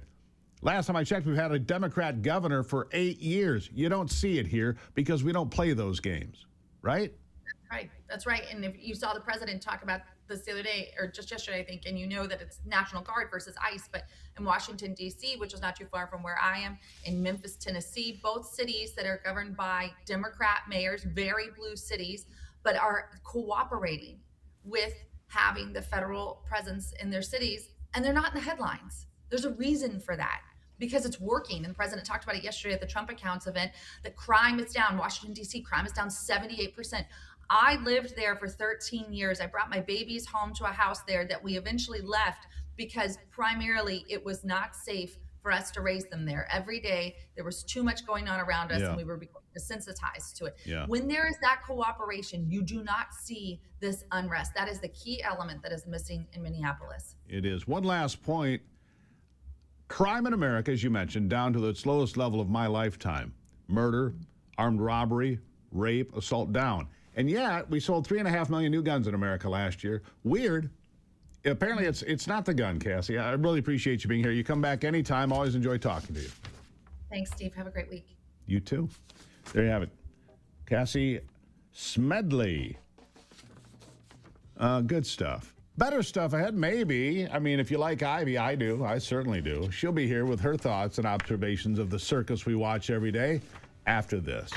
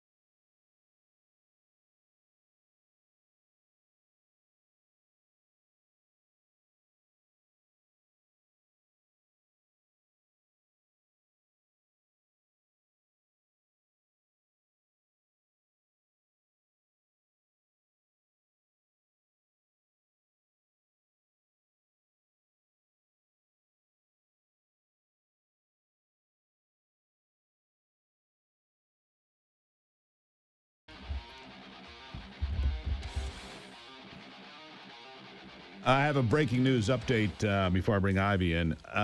Just listening to Tim Walz, the governor of Minnesota, announcing that the fraud of billions of dollars from taxpayers wasn't real. It was all make-believe. All make-believe, Ivy. So welcome back to the program. In case you're worried about those billions of dollars of taxpayer dollars lost to fraud, it didn't actually happen. It was just make-believe. It was made up. Make-believe. Mm-hmm. Oh, my goodness. You just heard me play the clip, right? I'm like, he said what? Yeah. Oh, my Lord. Anyhow, how are you? I'm great. I actually have, so that's generally we pay these dumbest things I've heard all week on Fridays. Sometimes you can't wait. We can't wait, but I have another one for you. Here's Ana Navarro on CNN. They chose to, they killed the wrong guy, right? Because this is like the perfect guy. Alex Preddy is the guy you would want to date your daughter. The guy you would want your son to grow up to be a decent human being who was serving humanity, serving sick veterans, who is, there is nothing that has been said about that man that isn't wonderful. And so, okay. So I can't listen anymore of that. I can't listen anymore of that. Ivy, have you seen the other footage? I have, and you played it, didn't you, this morning? I have not yet. You have that. Oh, you haven't. I haven't played it yet. Let's play that. Can we play it on B-roll? But the thing is, the guy, Preddy, is spitting at a police officer, and then kicked the vehicle. Yeah, watch the footage. He kicks this taillight. First of all, he spits on the officer after confronting. I got another angle of this I just watched. He's confronting. Bam, there's one kick. He comes in for more, breaks and destroys the taillight of that Ford Expedition. And then they apprehend him. Yeah. Okay, so this is what you want your son to be like? Oh, this is who you want to marry your daughter. Spit on an ICE officer? On a figure of authority? He was a serial criminal. Let's just call it for what it is. He was a serial criminal. He was violent and an agitator who engaged in police. And by the way, in that footage, when you see him lift his jacket, he has a gun on him at that moment as well. I think Tim Walz would think that that's make-believe too. Yeah, Tim Walz is maybe that was AI generated. Don't we love the internet when the truth comes out? Yeah, tubby Tim Walz can just sit down and keep quiet. How can Ana Navarro... Okay, she probably has seen this video, unless she just refuses to look at the truth. Well, she might. She claims to be a Republican. I mean, really? That's why they have her on The View, because she's the conservative voice of reason. She's a moron. But how about let's go with truth? The truth of the matter is no common sense person would want their daughter dating someone. I wouldn't want around any of that. This guy is reckless and dangerous. Not anymore. He was reckless and dangerous. Right. And had he not done all of those things, he'd still be alive today. That's correct. And so this is the lies that are being just put out there by the mainstream media. And those folks on the CNN panel should push back against that. Well, and they don't, of course. I saw a panel. I got to share this. I saw a panel. I think I played it earlier with Mr. Wonderful. Did I play this? Oh, yes, I did hear that, too. Yeah, Mr. Wonderful, Kevin O'Leary, because Tiffany Cross is on a panel at CNN saying that these officers are militia members and they're all white supremacists. For doing their job? I mean, this is what creates this unrest, creates this environment that people think that they have the moral authority to then go out and stand up against them getting rid of the worst criminals in Minnesota.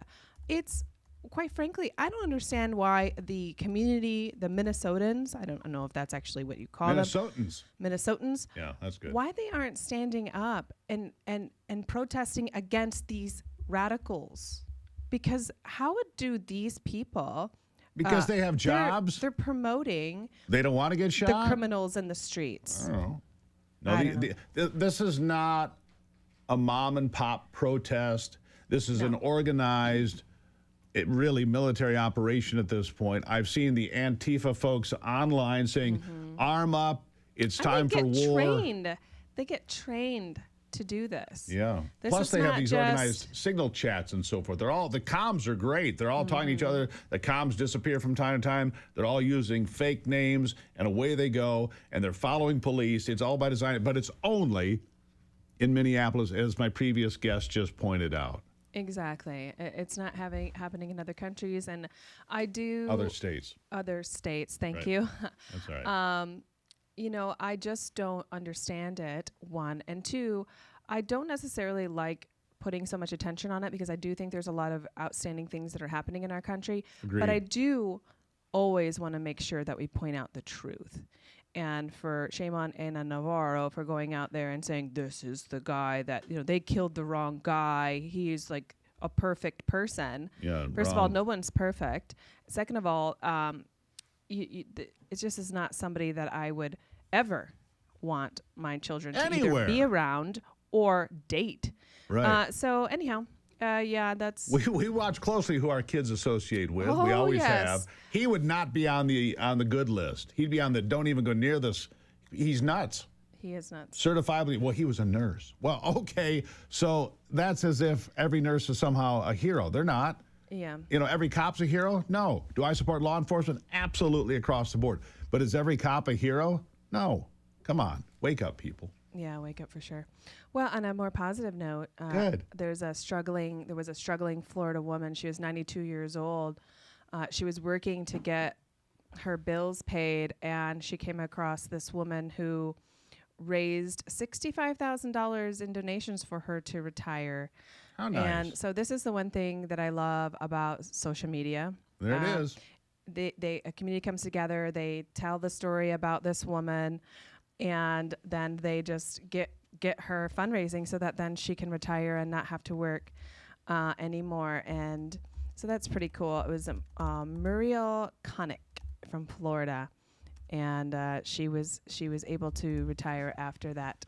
Good for Very her. lovely And donation. that is the good thing about social media. There are and good things. And there are really great people in this world. There So are. I think that we need to highlight them more, doing good things all around our country. Ivy, you're one of them. Oh, well, thank you. Love you. And you are too. Thank you. Love you. All right. We'll have some final thoughts in a moment.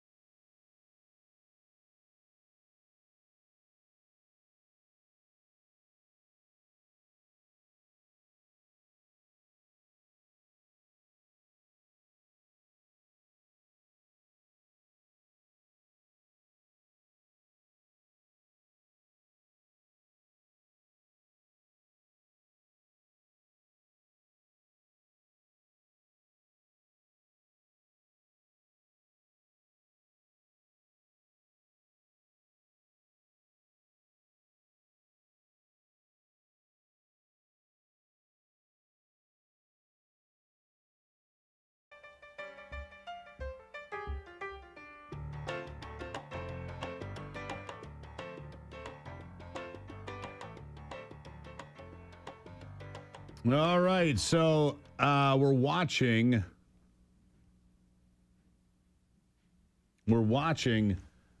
Minneapolis today. Tom Homan has been live in Minneapolis for the better part of an hour now, talking to the folks there. Said they made tremendous progress in just 3 days' time. You see, if Tim Walz had actually done what he claims to have done and cooperated with federal agents, which he has not, and turned over those in detention, those that have been arrested, those that are in jail, those that are in prison, that are illegal aliens to begin with, none of this would have happened. But instead, they turned a lot of those folks back onto the streets so they could play cat and mouse with federal agents. And then these organized anarchists and Antifa members and agitators thought it was time to play a game. Tom Homan just wrapping up his remarks in Minneapolis. We'll have complete coverage of that later today on Real America's Voice Live. I do that every day at 3 o'clock. Make sure you tune in. But if Tim Walz had done what he claims to have done, which he didn't, of course, which is turn those folks over. And why do the people of Minnesota want to pay for people that are in the country illegally to spend time in prison to feed them and house them and clothe them and take care of their dental needs and medical needs? Why would you do that? Put them on a plane. Get them the hell out of here. We don't need to pick up the bill for some guy who's here or some gal who's here illegally from another country.